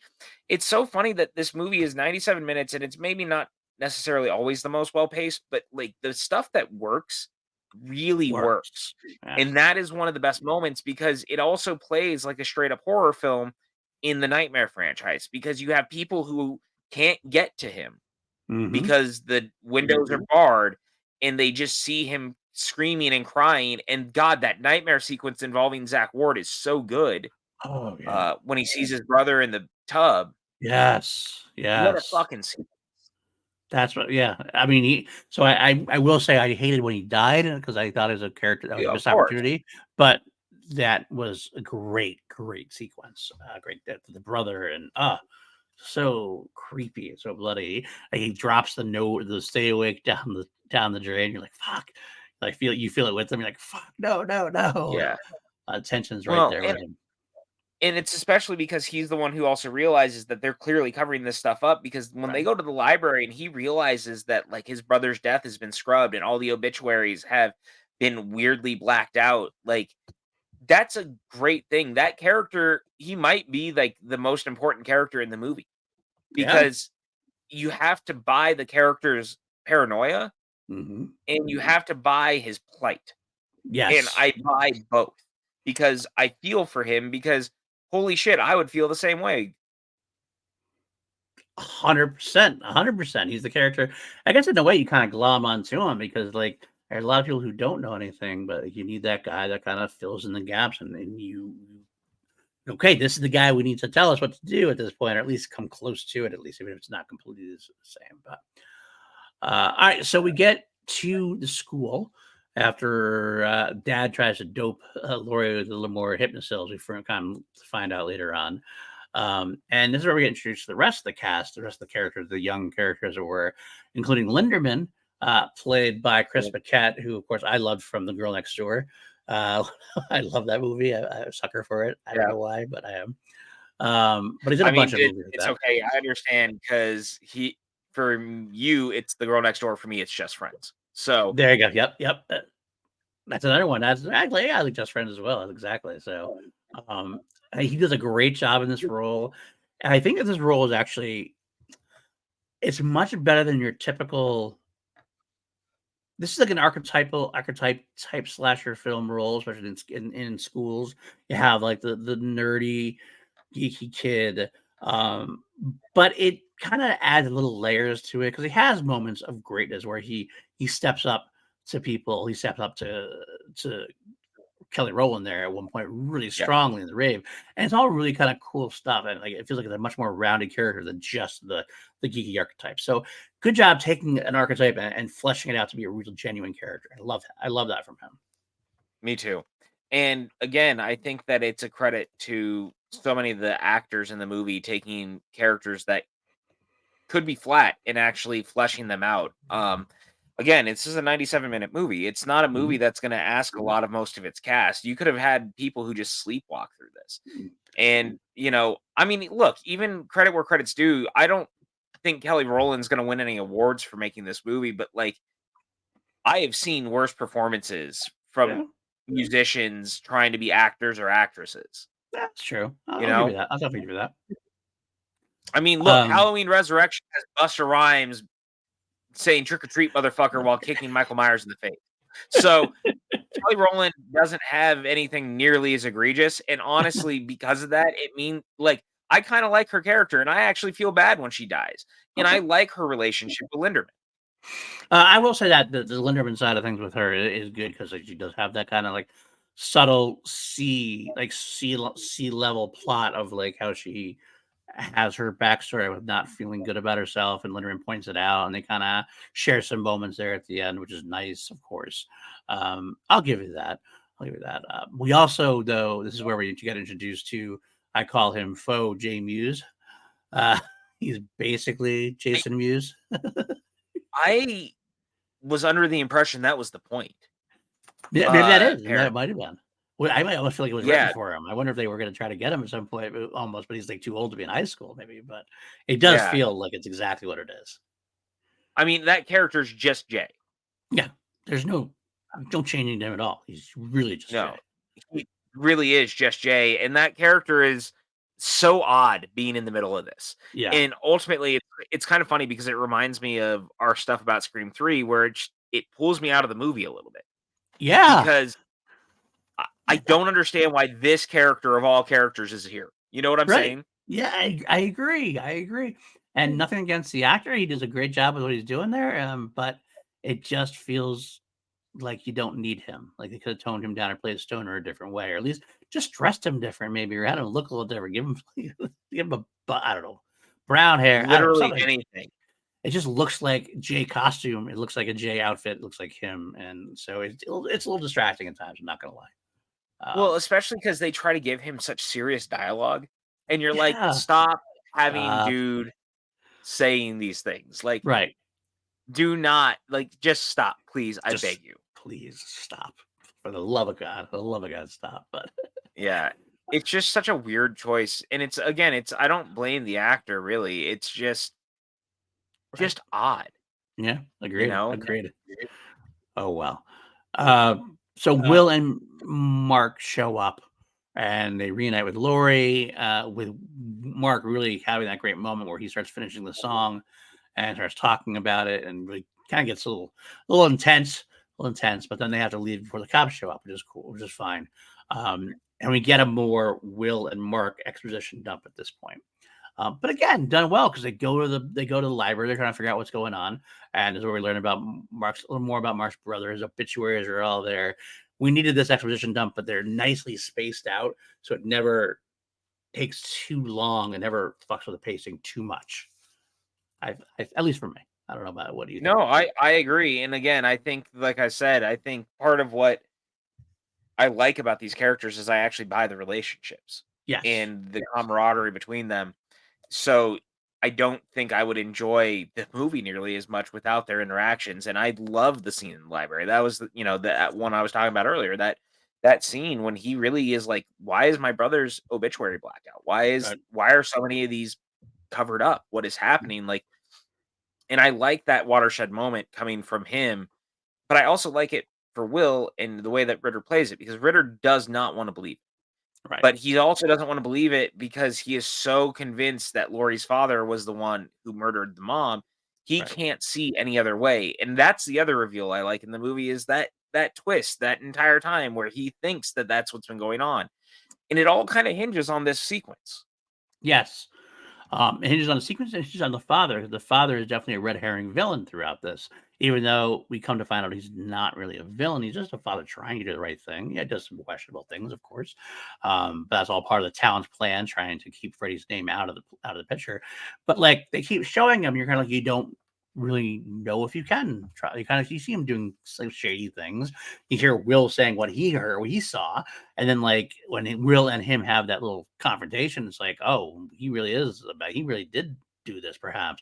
But when you find out later on when it was Freddy, you're like, okay, that makes a lot more sense, and you almost feel bad for not liking him. You're kind of like, this is not a bad guy. He's just trying to do he lost his wife. He's trying to save his daughter.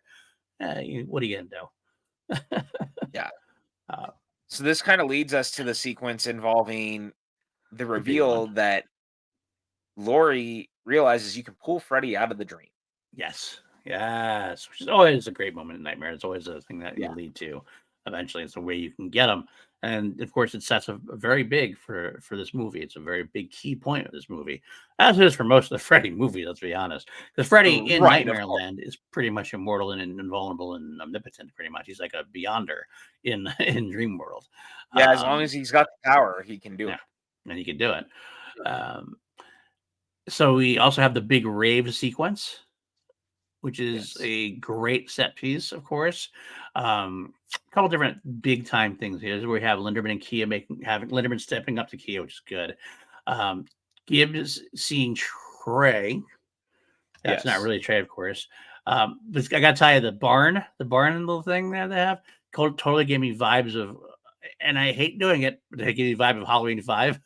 I knew we were going there. You're not wrong. I was like, oh, don't remind me of that one, of that particular Halloween. Yeah. Yeah. Halloween 5. But what a great sequence that is, though, the barn. Gibbs getting pulled into Freddyverse. You see Freddy basically playing like a cat with a toy, playing with his food, so to speak, right until the end. And all of a sudden, my friend's about to get her. And also, we see her die. We're like, we are shocked like Freddy because we're seeing basically from Freddy's point of view. What the hell just happened? You realize, oh shit, Jason got her from the outside. And it sets up the Freddy being like, oh fuck. I gotta stop him now. He's taking he's gone too far. He's gonna stop killing Death at this point. I love his reaction being like, that was my kill. And he's like real mad about it. He's like an angry kid who was playing video games. And that whole sequence is so great. And I love we get Fire Jason on top of it. I'm always pro catching Jason on fire and letting him wander around a little bit. And the sequence where it shows him wandering through the corn on fire is magnificent. Oh, from so many different angles. Like, I love the over-the-top shot where you just see Jason walking and everything catching fire as it goes. Jason's machete catching fire. And of course, we get to see him kill the other asshole guy there. This Everclear is kicking my ass. Guy. Do you recognize him? I did, but where is he from? He's from Eureka. That's the guy who runs the diner. That's where I recognize him from. Okay, that makes sense. Another good old Canadian boy. Another good old Canadian boy. But that delivery of that line. Oh, it's 10 out of 10. No notes. I actually wound it just to watch that line again. This Everclear is kicking my ass. I'll say I don't love, and again, I do think that I don't love that this is not Kane Hodder, but Ken's presence as Jason when he comes out of the field is perfect. Good. Yeah, I'll give Ken a lot of credit there. What a scary ass moment that is. And it's a great set piece. Ken's talking about he wanted to do this set and everything else. They talk about behind the scenes about how this is like the hardest stunt to do because you can only be like on fire for like 30 seconds at a time as far as stunts go and everything other things. It makes sense. But what a massacre. What a great moment. It's a great fun. The kids go running, of course. It's really great. It's really great. So this is probably one of my favorite sequences in the whole movie for sure. Well, it's got a good energy to it. Yeah. That's a big part of it too. Cause I think that the dual nature of the reality versus the dream world is really good. And I think we really get a feel for everything going on in a very specific way. And I think it just really works. It's very well done. Yeah, I agree. So all of our friends run away and they get into the van together and bless you, I think. And cough. Is it a cough? Okay. Yeah. I love the fact we got a great line from Jay Muse. That goalie was pissed off about something. Oh yeah. Again.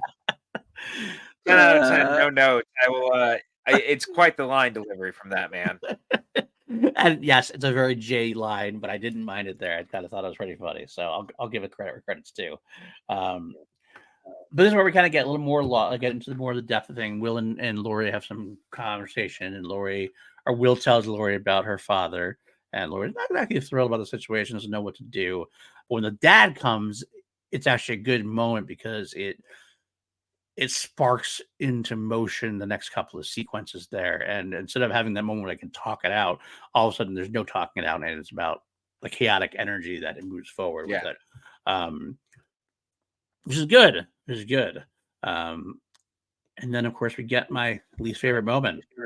This is where we get to Mark's death. Because there's the great death sequence and get Mark acting wise. Brendan Fletcher does a wonderful job here. It's probably the most terrifying, I think it's probably the most scary death that it had, because I feel like we're in the mode of a real Freddy death there. Like the Jason deaths are almost comical. Like it's all about the gore and like the coolness. Like, it's not the guy I'd have. Oh, that's fucking cool. taking him machete, throwing him all that stuff. This was like the tone changes, everything goes dark, and you're kind of like creeped out as you're watching it. You see the guy, you see his brother in the bathroom with blood with his slit wrists, and the blood coming, and him like freaking out. And, please, and it's like, oh shit, man, this is deep, this is dark. And that's why I love it so much.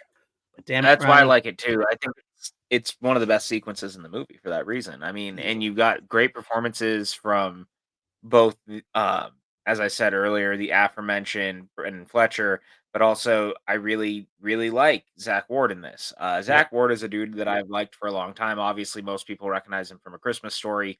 I was a big fan of the TV show Titus, and he played Titus's brother for all Right. 3 seasons. And so it's always funny when I watch this because it's such a dark, different thing for him. But I also realize in watching it every single time, like, God, the heir apparent to fucking Robert Englund was right there. Yeah. Yeah. When you hear Robert Englund's voice coming out of him and the mannerisms that he's making, I'm like, I'm not gonna lie to you, man. Feels pretty right. Yeah, Feels pretty right. Not gonna lie, I agree.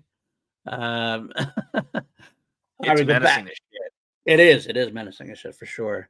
All right, so next up, we go back to the cop station and the police station, and this is finally where we had the aforementioned scene where Stubbs starts bringing up Crystal Lake, and basically he's pretty much let go. He's not fired, but he's like, "You're gonna take a break.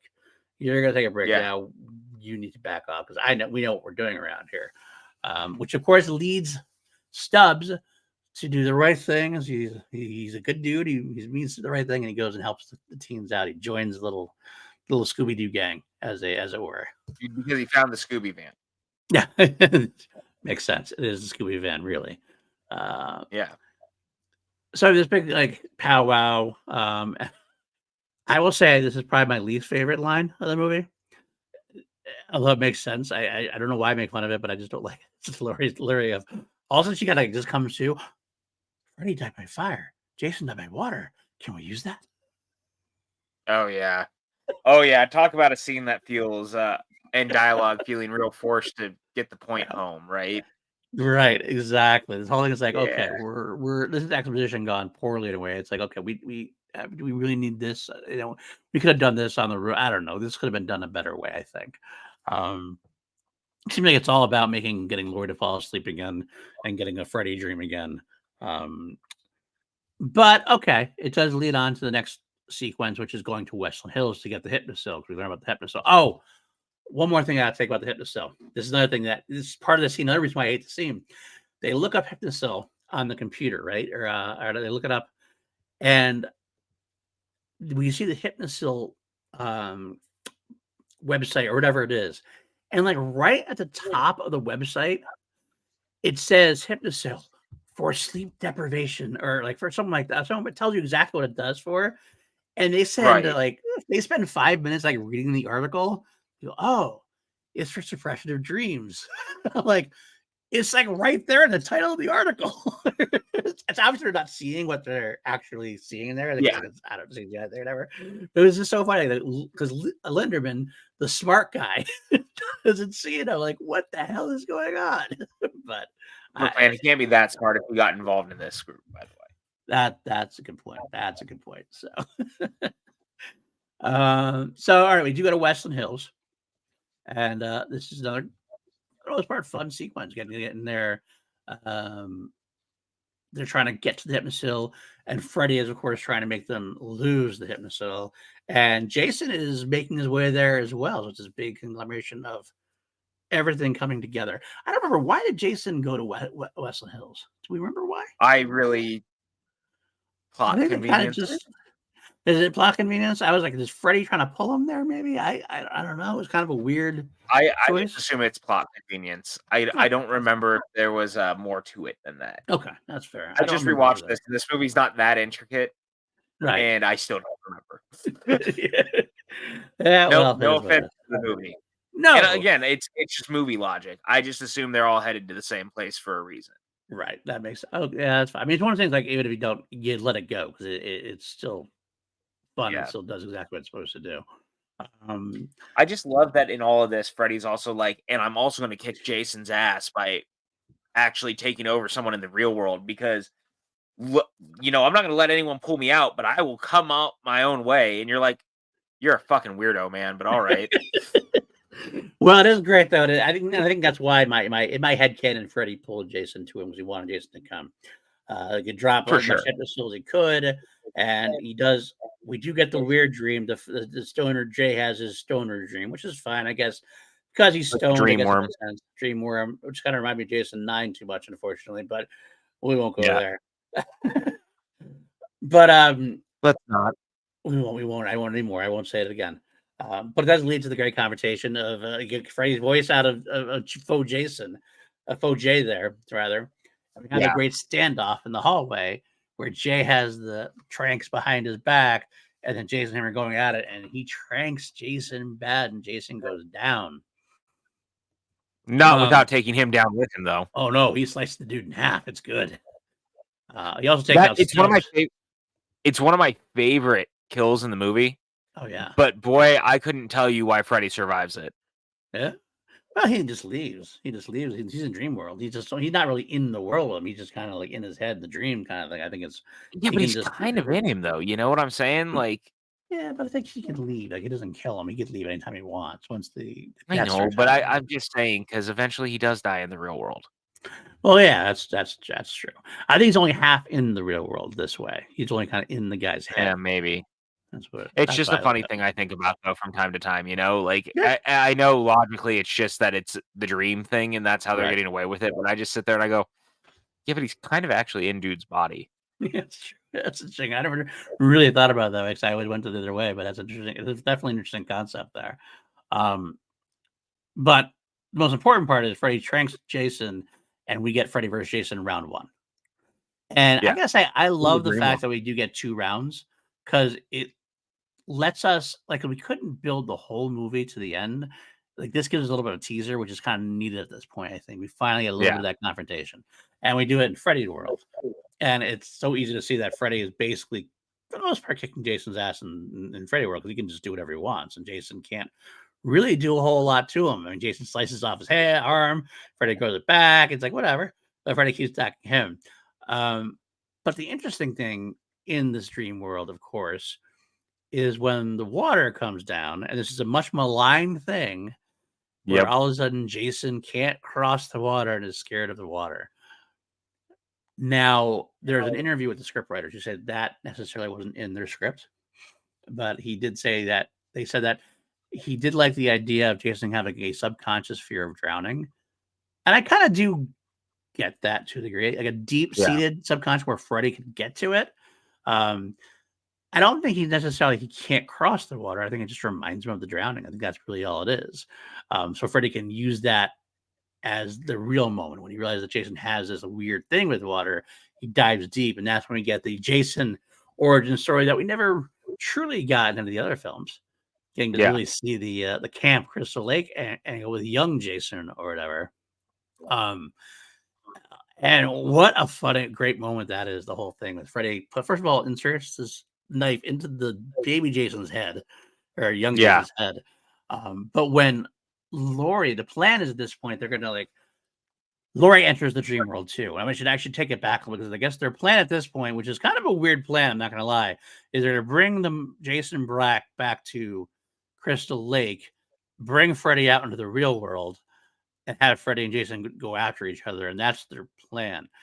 I mean, I guess it's a plan, but at the same time, in my head, I'm kind of like teenagers, man. I don't know. I give them 10 out of 10 for even coming up with a plan. Yeah, I guess I got my own mind thinking. Okay, so your idea is, if it works, your idea is you bring Freddy out, and Jason kills Freddy, or Freddy kills Jason, and then you still have to deal with Freddy or Jason at that point, right? So, well, okay, all right, we're doing something. We're working. They're just gonna let you kill each other. It's that was the hope. I guess that is the hope. But we get to see Jason let them fight, right? I do. It's not like it stops it from me. I just came to my head. So Laurie enters the dream world so she can bring Freddy out. And in dream world, it's Jason being tortured or being teased and bullied. But it's one of my favorite bits of the movie. We go to the where the counselors are, and sees these two counselors having raucous sex right on the right on the porch with other counselors there and everything else. Then they turn around, it's Freddy, and like it's a dead woman. And he starts like with her arm and stuff. It's a great Robert Englund being great as Freddy moment that just reminds me how much why I love him so much. Yeah, it's a great moment, and also I gotta say, one of the small key things in this that I really like is that they shove a bag on Jason's head before they push him into the water. The kid Yes. put a bag on his head, and I love that because it's the birth of Baghead Jason, Yes. from Freddy, from Friday not 2. Freddy 2, Friday Friday 2, 2. Right. and so we're talking Freddy. I'm almost saying the same thing. It's one of I those get it. things. Totally get it. I've always loved that moment because I think it adds a little bit to the why is he wearing a bag when he comes back? Well, because what if That's he right. drowned in it? That's what happened. Exactly. He knows that as well. So they basically get there. At one point, there's this kind of strange mouth to mouth scene that they're going to try to do. Have Kelly Rowland's character give Jason mouth to mouth because his heart stopped. I did love He's Linderman. drowning. I've had asthma since I was 6. I don't have the lung Asthma. power. Luckily, she doesn't have to Sorry. because he comes through at that point. That's when he comes back into action at this point. And then this is the final set piece. We're at Crystal Lake. Jason's there. The kids are there. Freddy's there.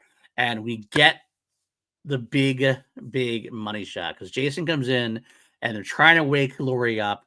They're setting a fire. They're trying to stall for time so that they can get Freddy out while Jason's doing his thing.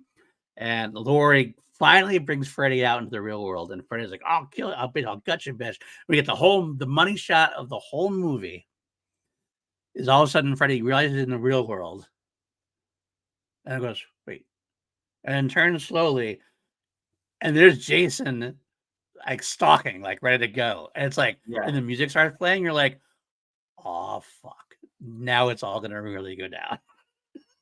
Oh, it's so good, and it's so funny because the music starts, and they're in this burning building, and they're kinda squaring off, and then it cuts to Will and Lori running away, and the music, like, kinda dies down, and she starts being like, "I'm not leaving this place until I see those fuckers dead because, Freddy already ruined our lives," and then the music starts to play again while she's saying it, and it feels so weird because it's, like, this weird rock and roll moment where she's giving this monologue, and then it cuts back to them squaring off again. You're like, "That was odd, but I'll allow it." Right. You're right. You're right. Now Jason had pretty much not taken everybody out. They weren't dead, but they were definitely hurt. Lyndon was hurt. He was hurt. So they have the big moments where Freddy and Jason go at it. Freddy gets to leave Freddy leaves the cabin while Jason's not in there. Freddy has a squaring off with Kia. One of the funny things is Kia's trying to act all tough and everything else. Not even scary. Not even scary. And then Freddy's had to watch her for a second and then just goes with a finger and turns her out of there, Jason. I love that moment. I gotta say, it's almost out of character because Freddy loves the kill, but at this point, it doesn't matter for a little bit out of character that way because this is a WWE time. This is wrestling time. This is hyped up, obnoxious, cartoonish kind of storyline at that point. But what a battle they go through, and kudos to Robert Englund, who does most of his stunts in here, from what he's said. Yep. And they do everything right. There's arm going, there's left going. Freddy starts throwing canisters of something, starts setting off like rocket canisters at Jason. It's a big thing. And it's everything you want to see in this battle. They don't skimp on it at all. There's blood and guts everywhere. This fight Teenagers died. Right. Teenagers died. That's right. That's right. And we get to see Laurie and Will through Laurie and Will's eye. Laurie wants to watch them. In the dream world, I forgot to mention the dream world. This is where Laurie found out and saw that it was Freddy who had killed her mother, not Jason. Not her father. So this is why she wants to see them both dead now. That's the big thing. And she wants to see them both dead. But yeah, there's 10 out of 10 no notes here. I almost don't have anything to say about the battle, but it's just really good. It's just fun. Is it a little cliche and camp at times? Yes, absolutely. But I really don't care because it feels earned in a WWE sort of way. As weird as that sounds, that is how it's clearly played. I talked about the money shot when Freddy comes out of the real world. When that turn and Jason's there at the music on, it legitimately felt like a WWE entrance. Yeah. I always hear Jim Ross's voice. My God, that's Jason's music. What's he doing here? Kind of thing. Yeah, And 100%. And it works, and it's super fun, and I just love it, man. Like, yeah. there's this shot of Jason walking through these tanks that Freddy keeps launching at him that I've Yep. had in my head since I was a kid, and every time I watch it, I kind of weirdly get chills. Like, it's such a simple thing, but the way that Jason just, like, so subtly moves out of the way of the tanks is Right. perfect. Yeah. The way that he's Absolutely. squaring off with Freddy is perfect. The way that Freddy is mouthing off at him is perfect. And It it's true. just kinda works. Because we had Freddy versus Jason before in Freddy Land, and Freddy was king here.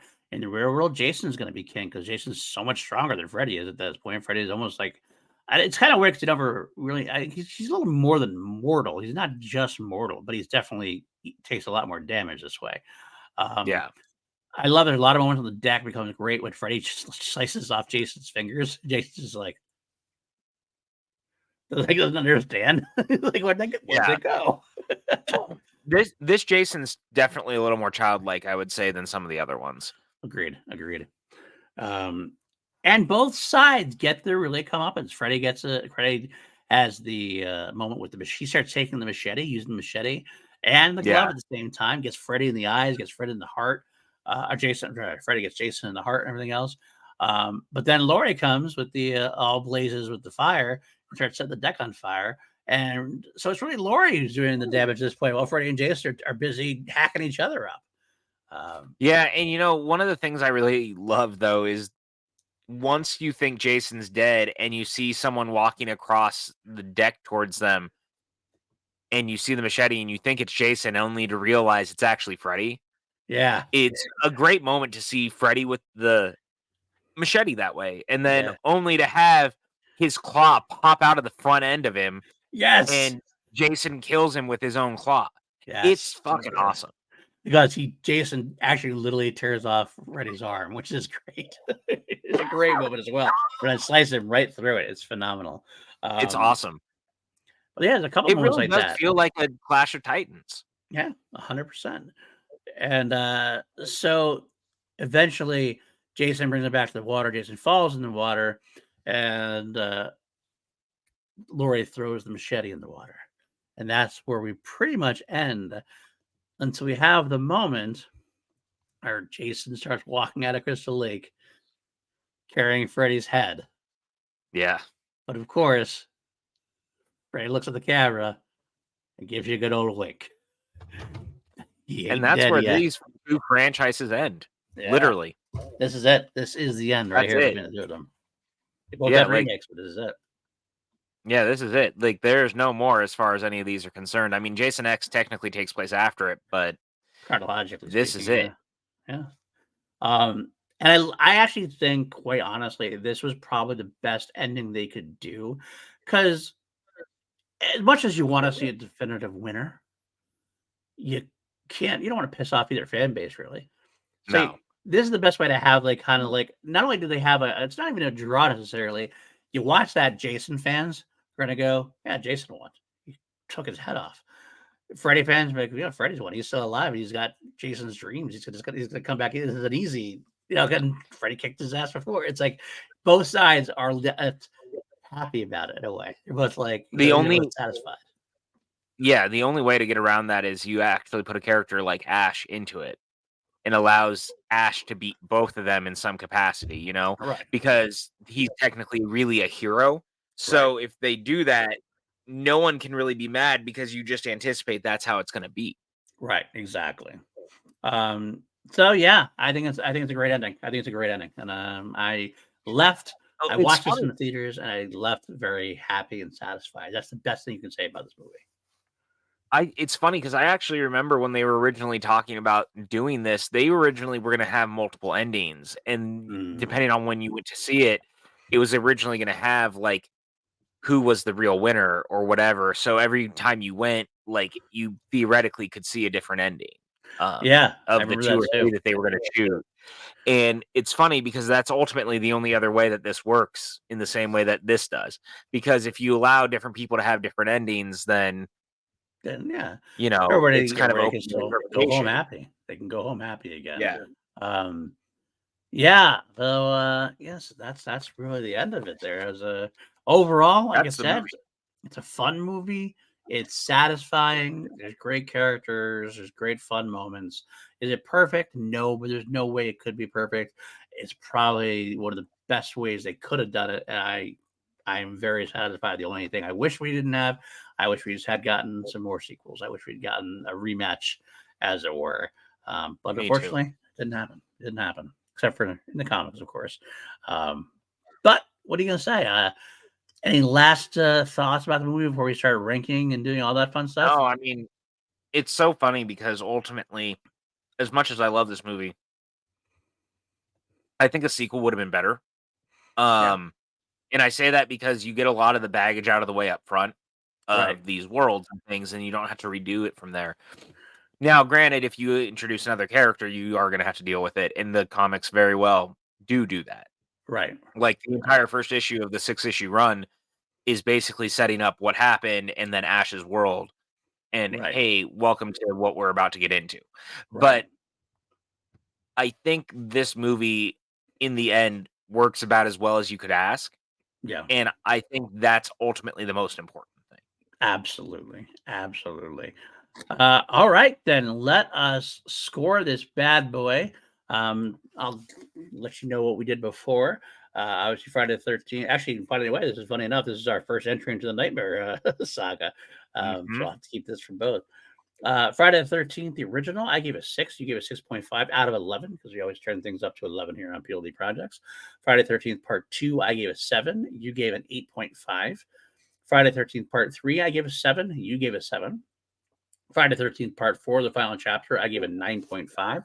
You gave it a 10. Friday the 13th, part 5, a new beginning, 5.5 for me, 6 for you. Part 6, Jason Lives, part 11s from both of us, no notes. No Part notes. part 7, New Blood, I gave a perfect 11. You gave it a 9.5. Uh, part 8, Jason Takes Manhattan, I gave a 3. You gave a 4. Jason Goes to Hell, the final Friday, I gave a 4.5. You gave it a 3. Jason X, I gave it a 10, and you gave it a perfect 11. So, Freddy versus Jason, what is your gut telling you here? Um, I really enjoy this movie. There's definitely things that I wish were more fleshed out. There's definitely things that I probably would have done differently. But it doesn't change the fact that this movie is super fun, and I have a really good time watching it. I but I can never get past. I think it would be a much better movie if it wasn't. If Kane Hodder was in it, and Yeah. that's one of those weird things that I know we talk about because I was talking about it earlier. We have to judge the movie that we got, not the one that we didn't get. Right. But that's a weirder like. It's sometimes very hard to overlook it, especially when we've just been going through all these movies. I totally To get it. just so I think because of that, what could have been an easier 9 ends up being an 8 because I just miss Kane Hodder's performance. I really like Jason in this, but I miss the Jason who feels methodical. I miss the Jason who feels more like an adult who's gone through these things that feels like a living dead zombie, not like a small child. I know that the idea is obviously that they're kind of just getting around all the rest of the canon, and it almost feels like it's kind of a reset. Mm, Um, it's fine and it works. It's just not my favorite version of Jason. And so in the confines of that, it hits it a little bit, but it's still a very fun movie. I really enjoy it and I will give it an 8. all right, I can't argue with that. I might surprise you. Um, I'm giving it a 10. I'm giving Shit, it a look at 10. you. I really love this going around again, and I gotta think part of it is because growing up, I was a nightmare boy. Freddy was my boy. Yeah. And I know, like, Jason was you. Uh-huh. Um, and not that I don't like Jason, obviously, but we spoke up, Freddy was my boy, so adding Freddy to a Friday movie, already 10 notes, like, 11 out of 11, no notes. Right. I do miss Kane Hodder. Absolutely do miss Kane Hodder. I think that's part of the bad choice there. That's why it drops it down a full point for me. Um, Otherwise, though, I just again, I look at what we got, and I think that any criticisms I've seen are kind of, for the most part, overwrought from other people. So at the end of the day, this gave me what I wanted out of it. It gave me two great Freddy versus Jason battles, which I had so much fun with. It gave me Robert Englund at his apex peak. It gave me some fun characters, some fun human characters to interact with. Great set pieces like Jason on fire and things of that nature. So at the end of the day, like, it was a tough assignment. I was almost like, I score it partially on degree of difficulty. This is a difficult movie to pull off. Oh yeah, no doubt about it. So I give it a solid 10. I respect that. Yeah. It's definitely one of those things. I mean, maybe it's what some people may consider a guilty pleasure, but I don't care. No, I don't feel guilty about enjoying this movie at all. It's just fun. Yeah, it is a lot of fun. So we never do. We always have. We're not exactly the typical people at this point overall when it comes to scoring things. We definitely have our moments for sure. Oh yeah. But yeah, let's turn to let's ranking our Jasons as we've been doing the whole time through. I'm very interested to see where you put this, Jason. I'm gonna, little spoiler, I actually go a little higher. I'm thinking I'm gonna go higher than you, but what we have so far is the following. You have our least, from least to best. You have part 1 as your least favorite. Same thing, and same as me, Baby Jason. Your next worst is Jason Goes to Hell. My next worst is part 2, Baghead Jason. Your next is Baghead Jason, and mine is Jason Goes to Hell. So we just flip-flopped a little bit there. I actually could see myself putting Baghead Jason over Jason Goes to Hell. I feel like a gut once again. I think I might have mentioned this before. It's that the reason why Jason Goes to Hell sucks is because he's not in it hardly at all. Yeah. But when Kane Hodder is in it, those last 10 minutes, he's fucking Kane Hodder, awesome Kane Hodder. So I don't know. I could go back and forth, but we'll see. From there, you went part 3, where I went part 4. I don't know why part 4 so low. You did part 6, and I did part 3. We both went to part 8 next. You went to part 4. I went to part 6. We flip-flopped those pretty much. You had part 7. I had Jason X. You had Jason X, and I had part 7. So we're not too far off for each other, pretty much. Do you know where you're putting Freddy vs. Jason? Or do you need time to think on it? I need time to think on it. This is a bold choice. Okay. But you know what, man? Honestly, I think I'm going to put it below. Where did I have part 2? You had part 2 only over Jason Goes to Hell and part 1. I think I'm going to put it right underneath that one. So below Baghead Jason. Yeah, because you know how much I like Baghead Jason. I do. And, I don't, but I'm okay with, like, to each his own. I love that you love him. I do. I love that you love him. Yeah. So. I genuinely wish that I liked this performance more. And that's fine. I get that. I understand that's definitely a loyalty to Kane Hodder thing as well. I actually did like his performance more, especially after watching the Crystal Lake documentary. I do like what I've seen. I am putting it actually pretty high. I'm putting it right under between part 6 and part 8. So that's my 4th favorite Jason of the franchise. So far. Oh wow, look at you. All right. I did. I don't know what about it was. Maybe it was the money shots that they had on him. The burning Jason felt right. Jason in Freddy Land, a little bit more emotional. They made him a little more emotional. And I understand why you wouldn't want to go that way, but at the same time, I understand why they're going that way for this film. Because when you have two characters like this, you have to make one of them just a bit sympathetic. And Freddy's never going to be sympathetic. Freddy's a child murderer, and like we said before, it borders on that child molestation thing. Jason was a beaten up, bullied kid who became a slasher. Like, it's a little bit more way you can get that minor bit of sympathy. Yeah. So. I will grant you that. It's not a bad call, and I hear you. I don't know. I think especially, like I said, I never really thought about it until we were watching these in such quick succession, and because we've been talking about the different versions of Jason, so like so heavily and so overall as a thing. I think this is the first time I really noticed how, like, I like the portrayal. I don't want to act like I don't. It doesn't match in my head with where we were and what my favorite version of that character really is. I get that. I totally get that. I understand. I guess I just like it for what it is.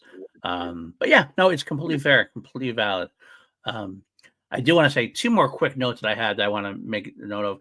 Two things that are funny to me. In Crystal Lake Memories, Monica Keens mentioned that she felt bad for Jason and she felt that she had a connection with Jason and everything toward in the movie. And the end, she even like gave the machete back to Jason by throwing it in the water like she did. But then like a fan brought her the comic. And I guess in the first like 2 pages of the comic, like when she's in there at one point, that Freddy takes the machete and slash, or Jason takes the machete and slashes her face off. She's like, I gave him that machete back. Yeah. It was a fun little moment there. It's kind of fun. That's And I was so like, good. forget it. Jason's a soulless evil killer. Forget it. I was like, that's fun. And then the last thing I wanted to throw out there is I mentioned this to you before we went live, before we started recording, and you said I should put it in there, and I will. What sums up the movie best for me is 2023. Robert Englund actually had an interview on Entertainment Weekly, and he mentioned Freddy vs. Jason after all these years, the 20th anniversary or whatever. Actually, yeah, I'm sorry. Today the 21st. We're in 2024. It's the 21st anniversary. Oh, well, I'm old. So 2023, Robert Englund said he was proud of Freddy vs. Jason. Quote, it took the genius of writing you. I'm really proud of that film. It's really fun to see in a nice big flat screen with the sound turned up and some cold pizza. Freddy vs. Jason is the perfect cold pizza. I couldn't have said any better, my friend. Kudos to you. Brilliant job, guys. Excellent work. So, all right. So we are very close to the end of the Friday franchise now. We have just the 2009 remake, and we are going to venture into the Womp Stomp films. We got 2 of those we're going to watch, and then we'll be finished. So it's been a long time coming, but a great fun journey this has been. PJ, we're almost to the end. Where can the folks find you? All the socials, PJ Campbell. I'm always around. Just so you know, look me up, hit follow, do the thing.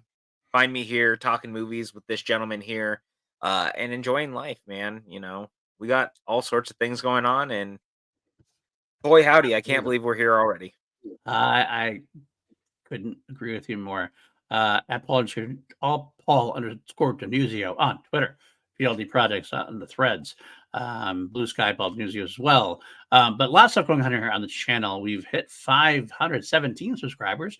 Our goal is to get to 1,000. I'll get to 1,000 before the summer. Since we're doing a slow burn, I'm going to make it a goal we can get to, because we have been growing slowly but surely, and I'm very excited to see that our watch hours have been growing up. We get to 1,000 subscribes. Paul will take his mustache and shave it off. I might. I actually consider that. We'll potentially talk about that. For 1,000 subscriptions, Paul will shave his mustache off. Hit it by June 1st. If I hit it by June 1st, I will shave my mustache off. And he will send its remains to Jake Gacaretta. There you go. A lot of great stuff here, though. If this is your first time here, hit that like, hit the subscribe, do all that stuff. If you're listening on audio, click the review, give us a 5-star rating, all that stuff. If you want to help the channel out even further, we do have a Patreon, patreon.com/PLD Projects. Join people like Austin Goodell, Brandon Buckingham, and Jeff Alterman, a bunch of great people, a whole bunch more too. And I really couldn't do this without you guys. You really helped me keep the lights on here. Got a lot of shows coming up. This is obviously 2 Mediocre White Dudes on film every other week, going through franchises. And I think after Nightmare, I think I pitched this to you in text. You never responded to it, but I'd like to do maybe a series of one-offs that we couldn't do in a franchise. We'll have to figure out what our theme about that those one-offs will be. Probably let's do a horror one-offs, but we'll see what we get there. Also, you can find me on Holy Snooks every Wednesday with Maddie Gunner talking about Star Wars. Review every other week with Lego talking about V. And Crown Jewels every Friday on the sister YouTube channel, PLD Products Crown Jewels, which has over 600 subscribers. So that's exciting there as well. But yeah, we are here. We're back next 2 weeks from now, or actually, it might be 3 weeks from now because you're going away, right? I am. I'm going on vacation. You're going on vacation, so we are actually recording it. We usually record this on Tuesday and air it the same day.